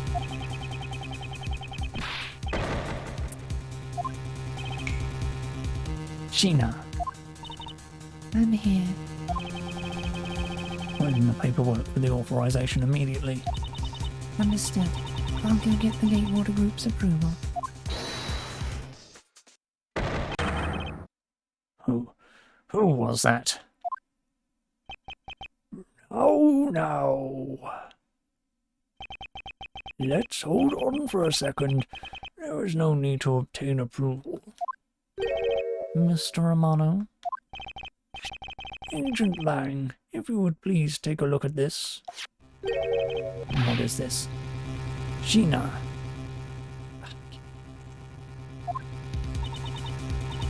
It's the deed to the haunted house. The deed? Read it out loud. Gatewater Land Inc. hereby bequeaths the property known as the haunted house to Mr. Amano for the lump sum of 1 million, paid in full in cash. What? As you can see, I now am the legal owner of the haunted house. Are you kidding? When did you... I ran into the owner of the park earlier, and we made the deal almost immediately. How quickly things move when you can prepare $1 million in the blink of an eye. That 1 million you paid. Don't tell me it was. Oh, that's right. This disgusting suitcase belongs to you, doesn't it? I don't have any more use for it, so you can have it back now. You used the ransom money. Lance is a good boy. Even apologized for the kidnapping a bit earlier. So I do believe that I will forgive him. After all, he did return the ransom money. That's the way things are. So if you would please discuss things with me from now on. Discuss? What is there to discuss? Why, permission to enter the haunted house, of course. While we were busy listening to Lance's story, Mr. Amano was out there preempting us. Permission to search the haunted house is denied. End of discussion. Agent Lang, I want you to arrest that girl. And Miles, you should hurry on home now, my boy, before I really lose my temper. Mr. Amano definitely has the deck stacked in his favor here. What should I do? If I leave it like this, the truth will be lost forever.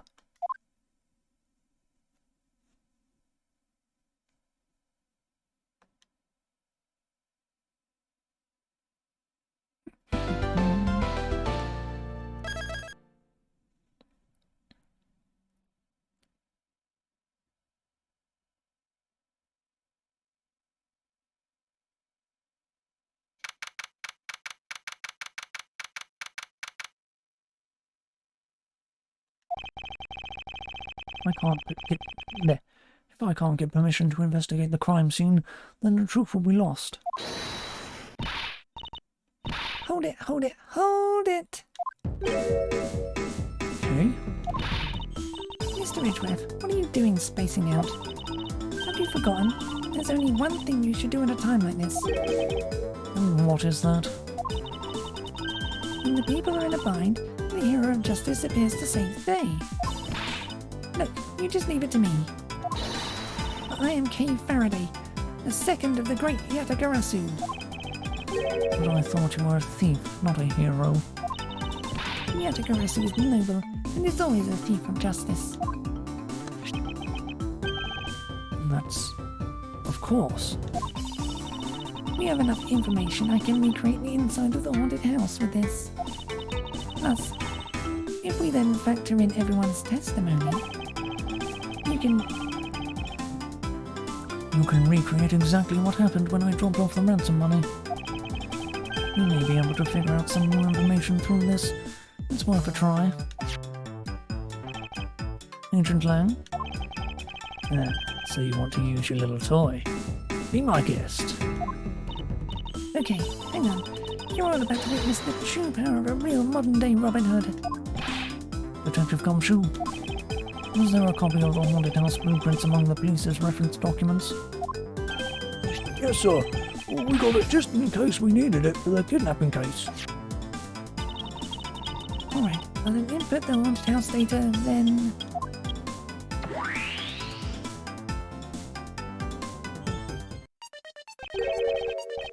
What is this? Where are we? It looks like we're inside the haunted house. Even if we can't inspect the real location itself, the path to the truth slumbers here. If I can successfully navigate my way using logic, I'll ultimately arrive at the truth. Now then, I believe I'm ready to investigate the crime scene. Okay, what should I recreate first? You haven't figured it out yet? Maybe I have and maybe I haven't. But I'm going to make you do all the hard work. Very well. I'd like to inspect the moment in which I was ambushed by my abductor. The two of them were definitely in this place at that time. I can verify that. It may provide me with a new lead. I had just come out into the hallway after leaving the money inside the dining room. At that time I saw a badger slumped over on the floor at the end of the hall. What was the badger doing all the way down there? I also thought it strange. However, I thought that maybe it was simply a mannequin that was set there for atmosphere. Do you know which badger it was? No, it was too dark to tell. All I saw was its silhouette. In that case, I guess I'll just program a badger silhouette in for now. Okay, programming complete.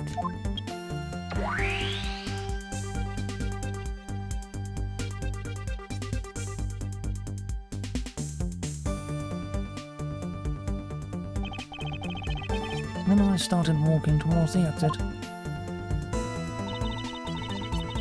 And that's when you were struck from behind, right? Yes, That's odd. The hallway is a dead end. Where did your assailant come from? there is only one location I can think of. I believe my assailant was lying in wait here.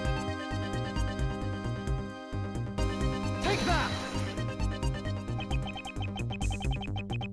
That doll I saw wasn't really a doll.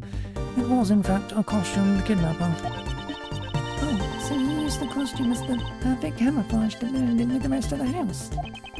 Precisely. He waited until I had made the drop-off and was about to leave. Then, just as he saw me take a step towards the exit, he stood and launched his attack. I can think of no better hiding place than this. Yeah, not bad.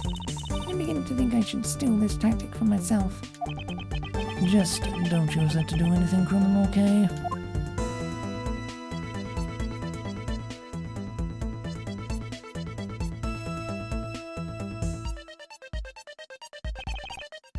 Well, Lance, What are you asking me for? as one of the kidnappers, I figured I should give you the chance to confess first. I was one of the kidnappers, but I don't know anything. I did come up to the haunted house, but I never set foot inside. I left Oliver in charge of picking up the ransom money. He didn't set foot inside. Is he telling the truth, or is this another lie? Alright then, you're claiming that it was Mr. Deacon who assaulted me. Yes, I'm sure it was him. Okay, inputting the new info now. Mr. Deacon was the bad badger, right? Since the bad badger has the gun attached to its head, or its right hand, I'll have to change it so the weapon is in his left hand.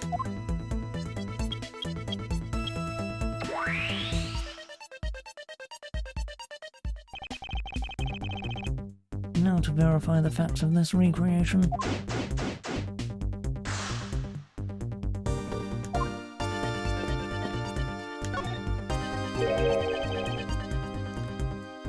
You didn't recreate the weapon.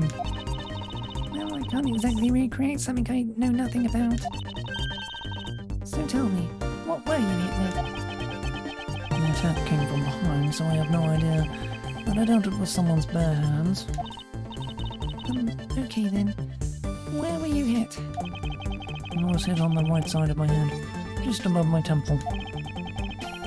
There was a bit of blood, but it wasn't anything serious. Ouch, sounds painful. Why are you smirking like that when you say it? It's just your imagination. Now let's see. I wonder if there's anything in the hallway that could have been used as a weapon. I'm looking for something the culprit could have used to hit you with.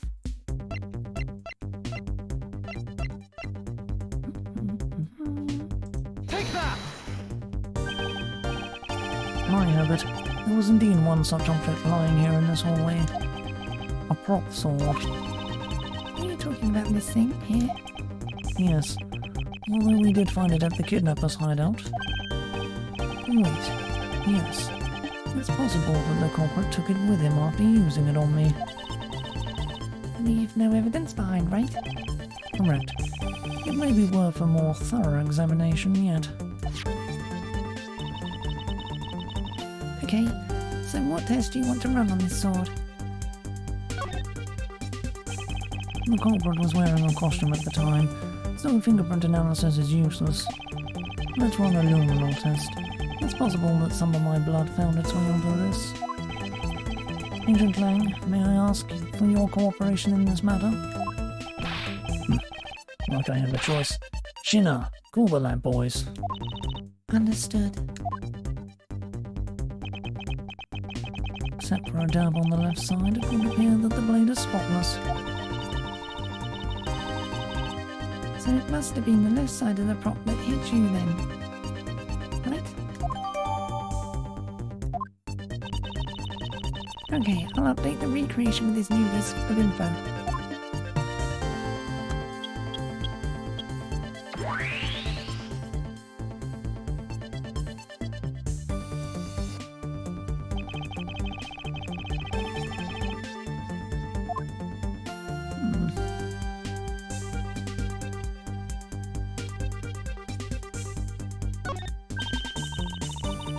And in the next instant, this badger will swing his left arm, complete with weapon in hand. Yes, to collaborate with the left side of the prop. Shall I recreate the moment of impact? I want to see the pained expression on your face. Just fine the way it is. Wait, maybe not. Is it just my imagination, or is something not quite right?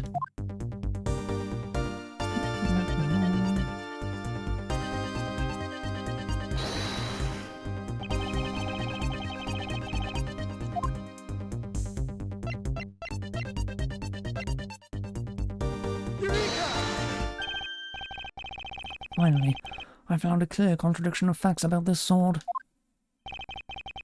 Except for a bit on the left side, this prop sword is absolutely spotless. However, if the culprit had used this left hand, the blood would be on the opposite side. The opposite side, huh? If the culprit held the sword in his left hand, then the sword's right side would have hit. I see. But the blood was on the left side of the sword, right? Which means that he used his right hand to hit you. Exactly. This prop sword has a large hand guard attached to the hilt. It would be impossible to hold it with two hands while wearing a costume with such big hands. Therefore, if it couldn't be the left hand or both hands, it must have been the right.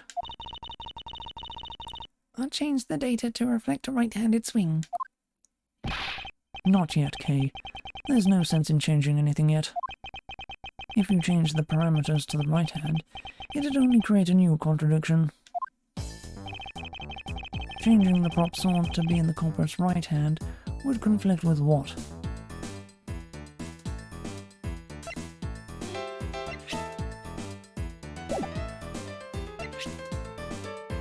Take that! The bad badger already holds a gun in his right hand, so he can't hold a sword in addition. That's right. Then what now? If it wasn't in his left or in his right hand... It means that the one who struck me could not have been the bad badger. Are you paying attention, Lance? Mr. Deacon could not have been the one who struck me, which leaves only you as our primary suspect. Fine. It was me. I hit you. It appears that you lied to me yet again, but see how quickly they catch up to you, Lance. Wait, isn't Lance left-handed? Ah, yes. But that's what makes this deception all the more interesting. He used his right hand to make it look like Mr. Deacon had been the one to strike me. You see, firing a gun with one's non-dominant hand is difficult.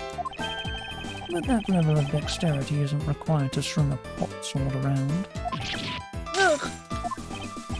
Hey, please input this new data. The one who hit me from behind was Lars. Or should I say, the proto-badger? You got it. Here I go.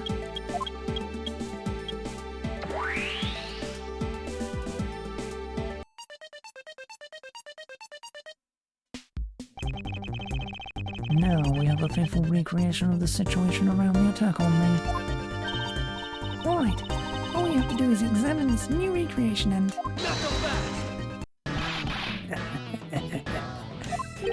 And what exactly is so funny, Agent Man? That amusing little gadget. It sure packs a punch, right, Shinna? Yes, it was all I could do to hold my laughter in. Hey, don't make fun of little thief, you mean old werewolf. You and Mr. Edgeworth bring out the best in each other. You've had your little fun, but now it's my turn. I've sat quietly by listening. But the crude conclusions you two keep spewing don't whet this wolf's appetite.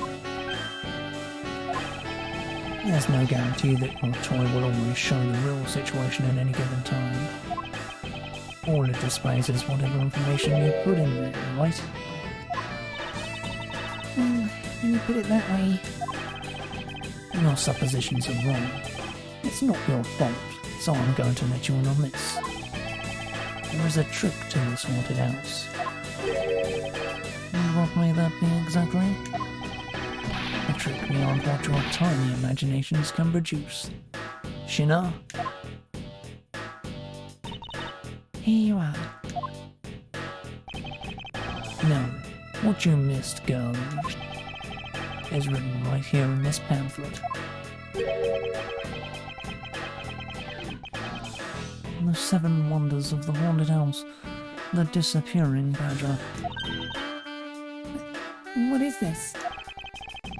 I'd say that someone around here is fond of theatrics. And as you can see, they've set a doll down at the end of this hallway for that purpose. Basically, the blue badger you saw was just a stupid doll.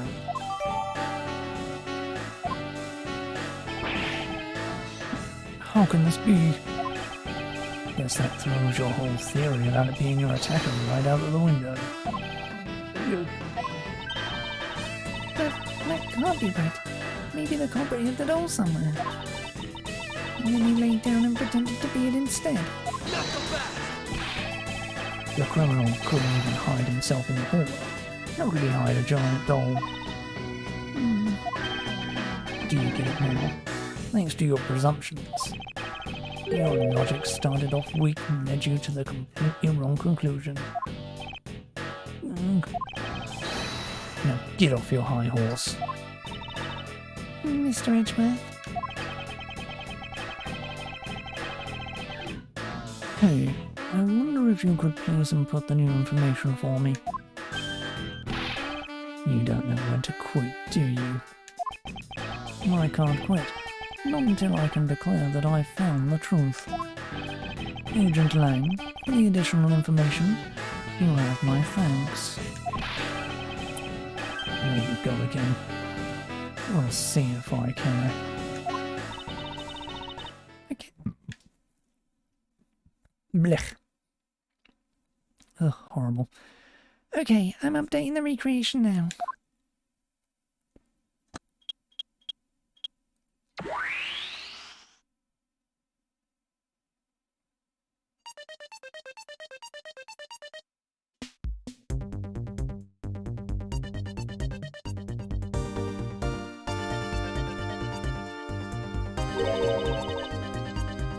That looks really weird. Look at how it changes from the blue badger into the proto badger all of a sudden. If the slumped over badger was just a doll, where was my attacker hiding? Well, that's what we're going to find out, right? So come on, Mr. Edgeworth, let's go. Yes, let's... This recreation can't be right, which means there must be a contradiction somewhere.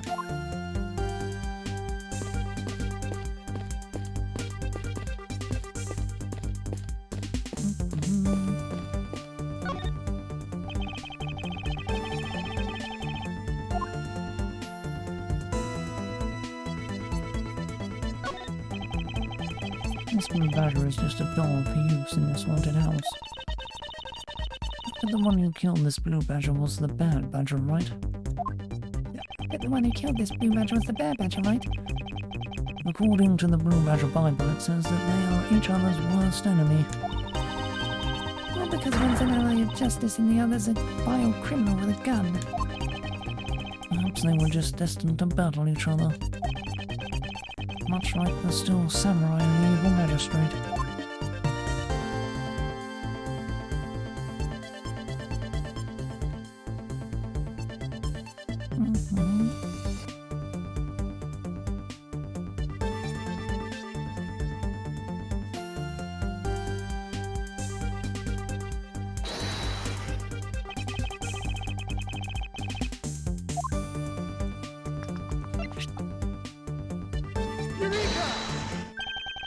Hold on a second here. There is something wrong with this blue badger. Like what? The way the belt is on him is opposite of how it should be. Did you make a mistake? That can't be. I inputted the imitator exactly as it is in the pamphlet. So then why is this blue badger dressed up in reverse?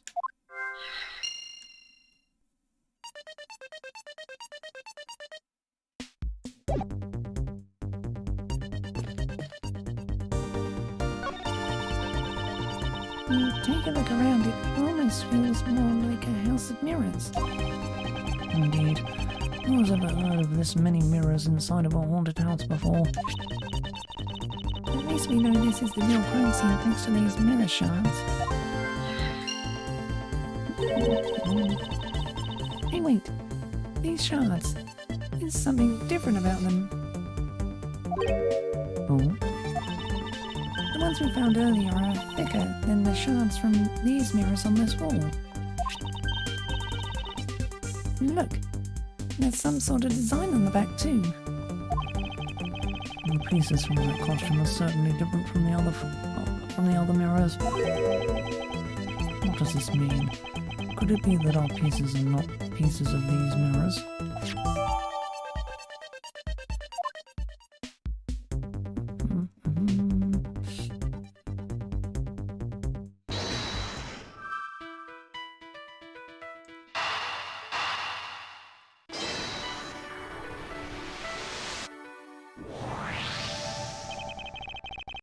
Hey, do you remember what you said earlier?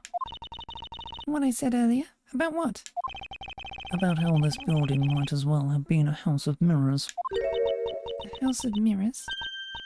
Oh, that would explain the reversed or mirror images. Mirror image.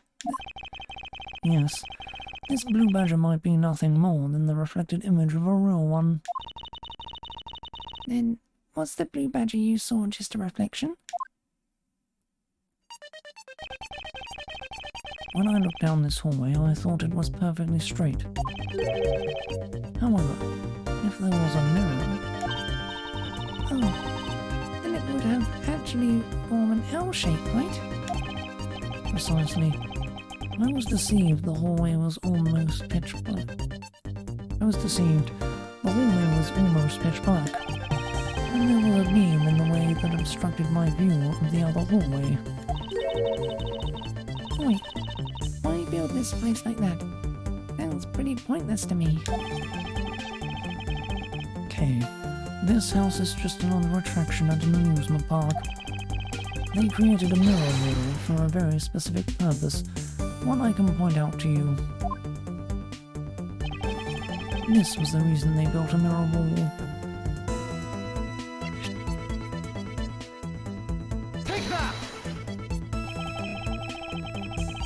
As it's written in the pamphlet, the main draw of this attraction is the mystery of the disappearing badger. You mean they built the mirror for that trick alone? You said you saw the badger, so it was definitely still there. That was true. At the time, however, doing this allows someone to make the blue badger disappear in a flash.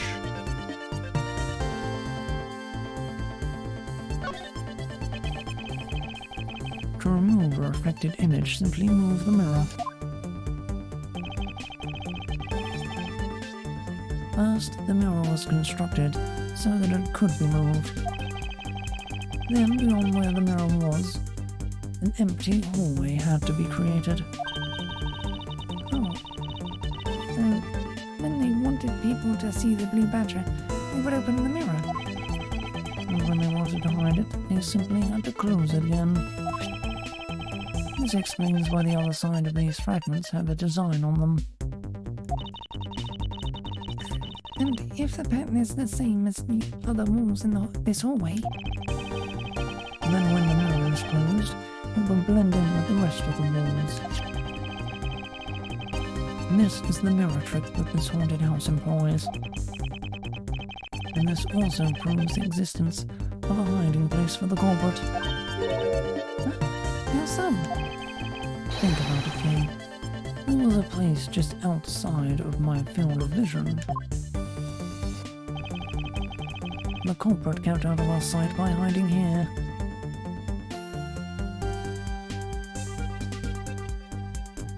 Take that! There was a very large blind spot, one I could not see beyond, and it was here. If my assailant hid on the other side of the movable mirror, Then you wouldn't have been able to see him. He didn't even need to do anything to the blue badger doll. exactly, all he had to do was wait for me on the other side of the mirror. Wait, hold on. I just thought of something. Yes? Well, shouldn't the mirror wall be broken right now, in reality?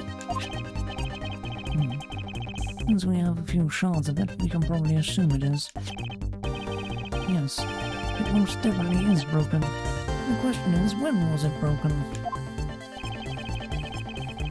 Since we found these inside the victim's costume, that would mean that the victim was there when the mirror was broken.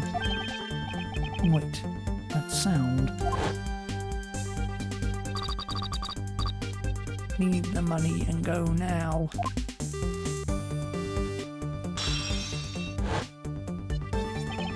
That sound I heard was most definitely the sound of the mirror breaking. Kay, I'd like you to put some new information. Don't scare me like that. Sorry, but I need you to recreate something for me. Sure, whatever you need. So what do you need anyway? If you could first recreate this hallway just before I entered the dining room. You got it.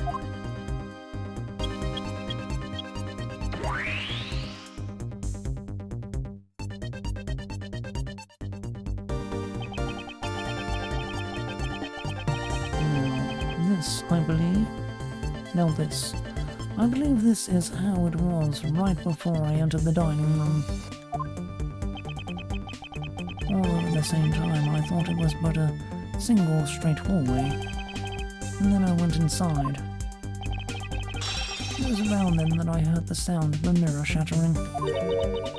You had what? Then, Yes, I believe it was then that the mirror was broken.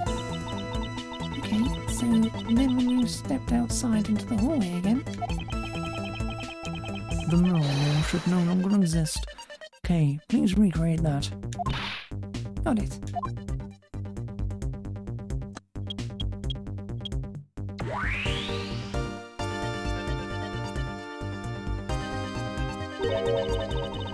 Wait, but with the mirror gone, the culprit lost his hiding spot. So where did he go in his proto-badger suit, Mr. Edgeworth? That's easy enough. With the mirror gone, he simply hid himself in the branch hallway. I think this about wraps it up. Looks like we finally solved everything. No, not yet. An even larger contradiction has now reared its head. Huh? Perhaps you did not notice, but this recreation contains a very troubling inconsistency. The inconsistency between what I saw and the recreation lies.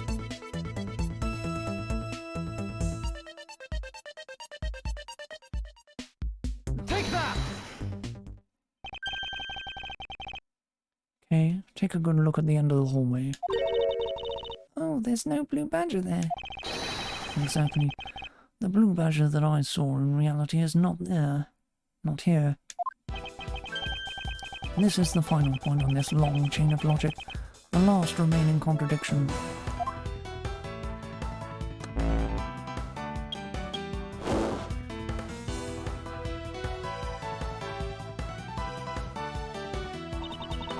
So, let me get this straight. When you came out of the dining room, you saw a badger, right? And that is precisely where the final contradiction lies. Something that shouldn't exist was there before me. Who or what do you suppose it was? I believe this is the real identity of our mystery badger.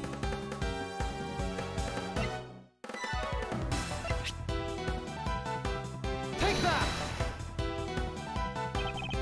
The badger I saw was in actuality the dead victim's body. What? Agent Lang, the entirety of my complete logic is my final decisive piece of evidence. The murder happened in the hallway of the haunted house at the time of the drop-off, and you can consider the moment I heard the mirror breaking to be the real time of death for Mr. Deacon. No. Maybe it was due to their fighting, or perhaps it was the life-shattering bullet. But no matter what the cause was, the hallway mirror wall was broken. You were in the house at the time, right? Are you telling me that you missed the sound of a gunshot? Objection! There were a variety of sound effects playing at the time, all for theatrics, I assume. The gunshot must have blended right in. Yeah. Now then, I'd like you to recall something for me. Who was it that was with the victim at the haunted house? Who was the one who had the opportunity to rob the victim of his gun and use it on him? Yuck. It was you, Lance Amano.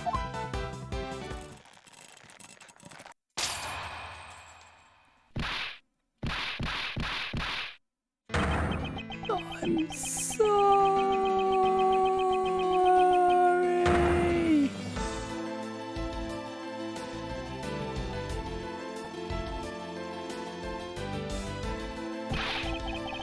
It's not like I had a choice. Oliver turned on me all of a sudden. He snapped and turned violent right after I hung up with you. He shoved me to the ground and straddled me. I fought back as hard as I could, grabbed his gun and I shot him.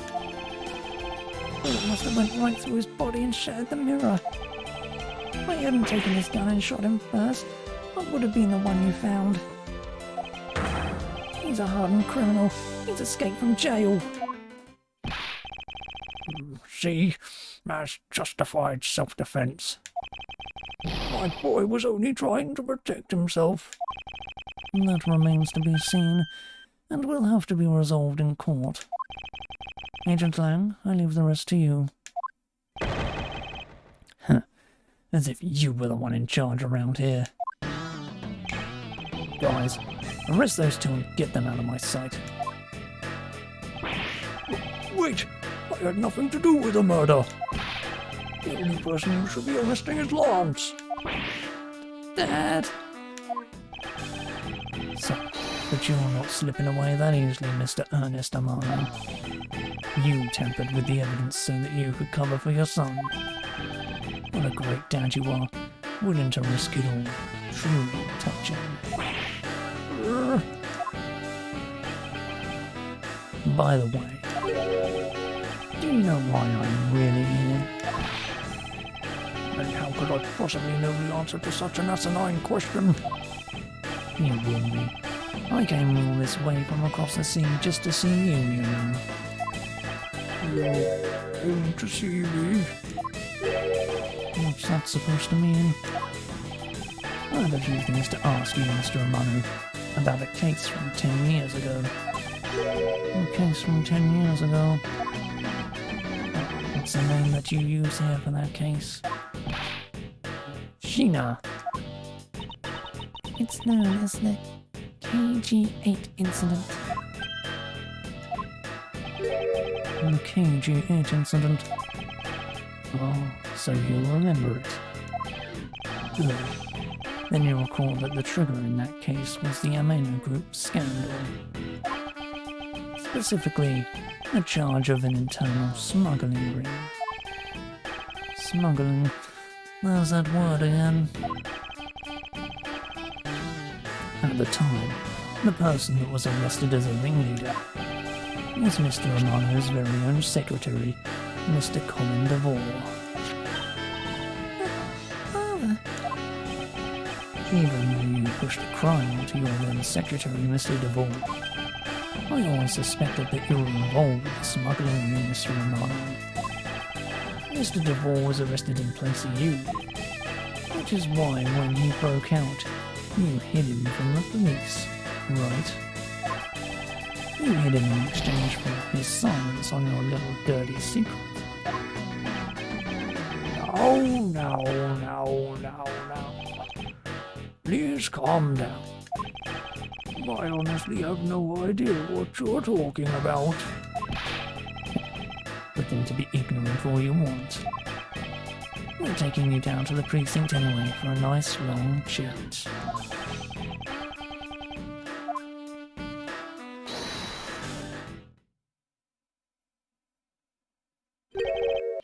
What the? Who the heck was that? I'll take him down to the precinct if you don't mind. And who the heck are you? I'm Jacques Sportsman, and I'm the prosecutor in charge of this case. Oh, Jax, thank goodness you're here. Don't jerk me around. This is an Interpol case, so keep your paws off my suspect. Sorry, but I can't comply. I've got the backing of the prosecutor's office. See, in this country, we prosecutors work with the police to bring cases to court. So if you could please cooperate with me here, that'd be great. Now, how about a handshake to seal the deal? Sorry, but I hate prosecutors. The whole lot of you.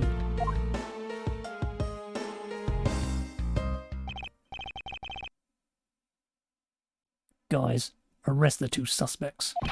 Sir.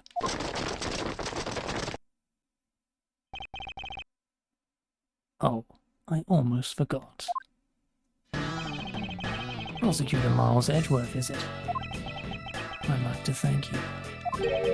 Thank me? Yeah, for working so hard to fulfill my goal. Hey, is that anything to thank someone? And what the heck is that supposed to mean? You were so relentless with Lance that you forced Ernest to tamper with the evidence. Thanks to that, I finally had a legitimate reason to arrest him. So how does it feel to bite the hand that feeds you? The hand that feeds me? I'm not sure I follow. It's no use pretending with me. You're the one, right?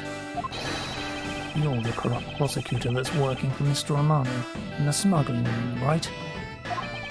No, I would never do such a thing. What the heck? Our intel's never wrong.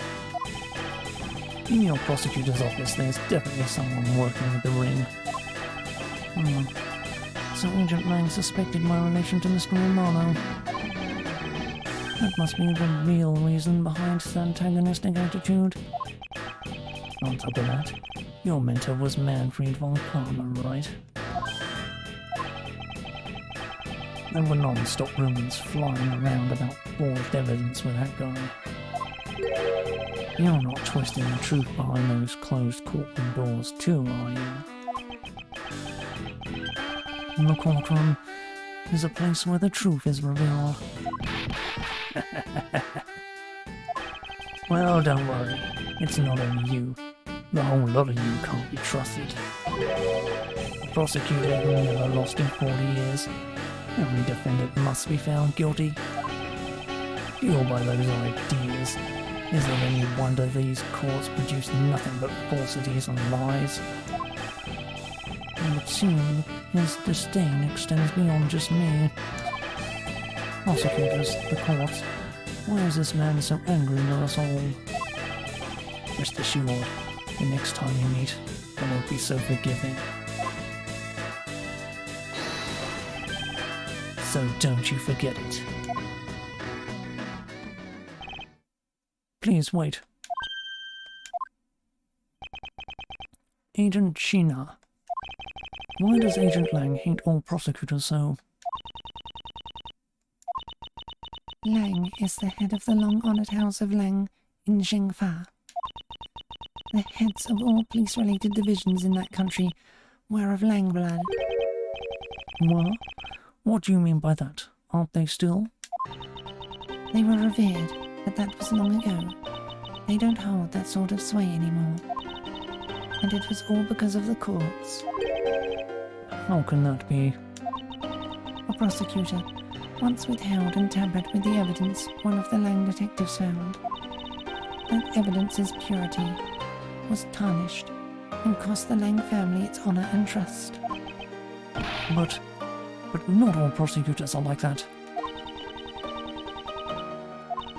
Even so, Lang will never respect the court again, or any prosecutor.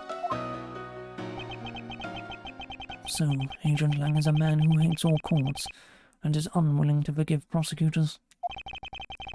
Man, what a piece of work that guy is. Come on, Jim, we'd better catch up. Yeah. You still got to deliver that thing to the old man after all.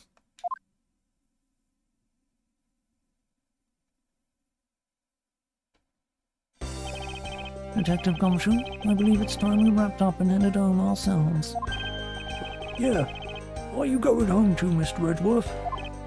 No, I've done nothing but be entangled in one mess after another since my return. If it's alright with you, can you drop me off at my office? Oh, no problem, sir. Excuse me. Oh, yes, what is it? That is... Thank you very much. Oh, it's okay. No need to thank me, pal. Just doing my job as a detective. Guess I was fall pretty badly by Lance. Oh, cruel fate. What's a woman to do when she's been hurt by the one she loves? And to think, I never realized my father was right there. I never said anything to him. I knew it. I'm a failure. Ah, there she goes again, talking to herself. Miss Potts. I wonder if you know why your father participated in the kidnapping. No, I have no idea. Your father died while he was trying to stop Lance, which means that from the beginning he had no interest in the stage self-abduction. Wait, then why did he... I believe it was because of your presence, Miss Potts. Me? Lance realized that the two of you were related, which is why he used you as a hostage to coerce Mr. Devore into cooperating. As a feather, he could not tell you of his real relation to you. However, as the Amano family butler, at the very least, he was able to watch over you. It was all he could do, but that was the shape of his overflowing love for you. Go on, speak your mind.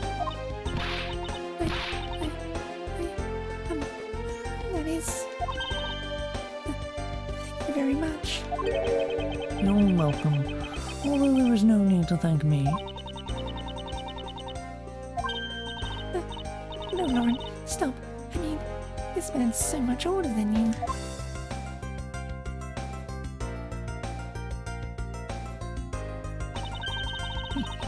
Looks like you've completely stolen her away, Mr. Edgeworth. Way to go, sir.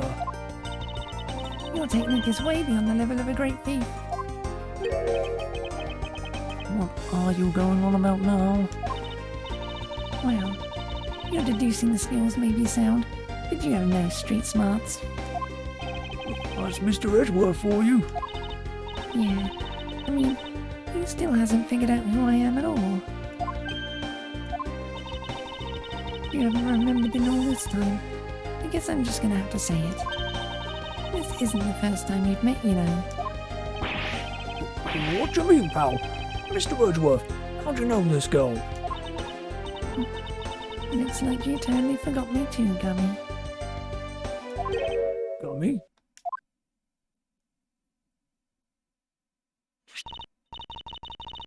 Here, maybe this will jog your memories. I promise I'll return this to you one day, remember?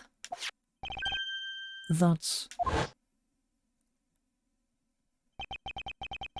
single piece of cough took me back far into my past. To that fateful day 7 years ago when I first met the then child K. And Detective Gumshoe.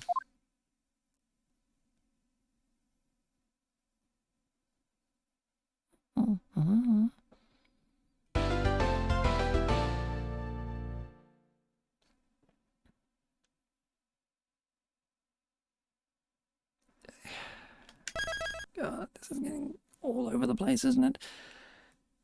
The second case is chronologically first, the third case is second.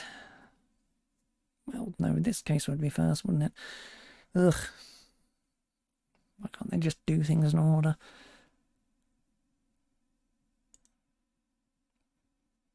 Anyway...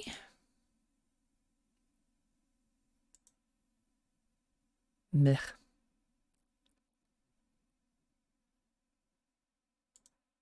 Anyway, that will be all for now. Was going to do a second stream later, but...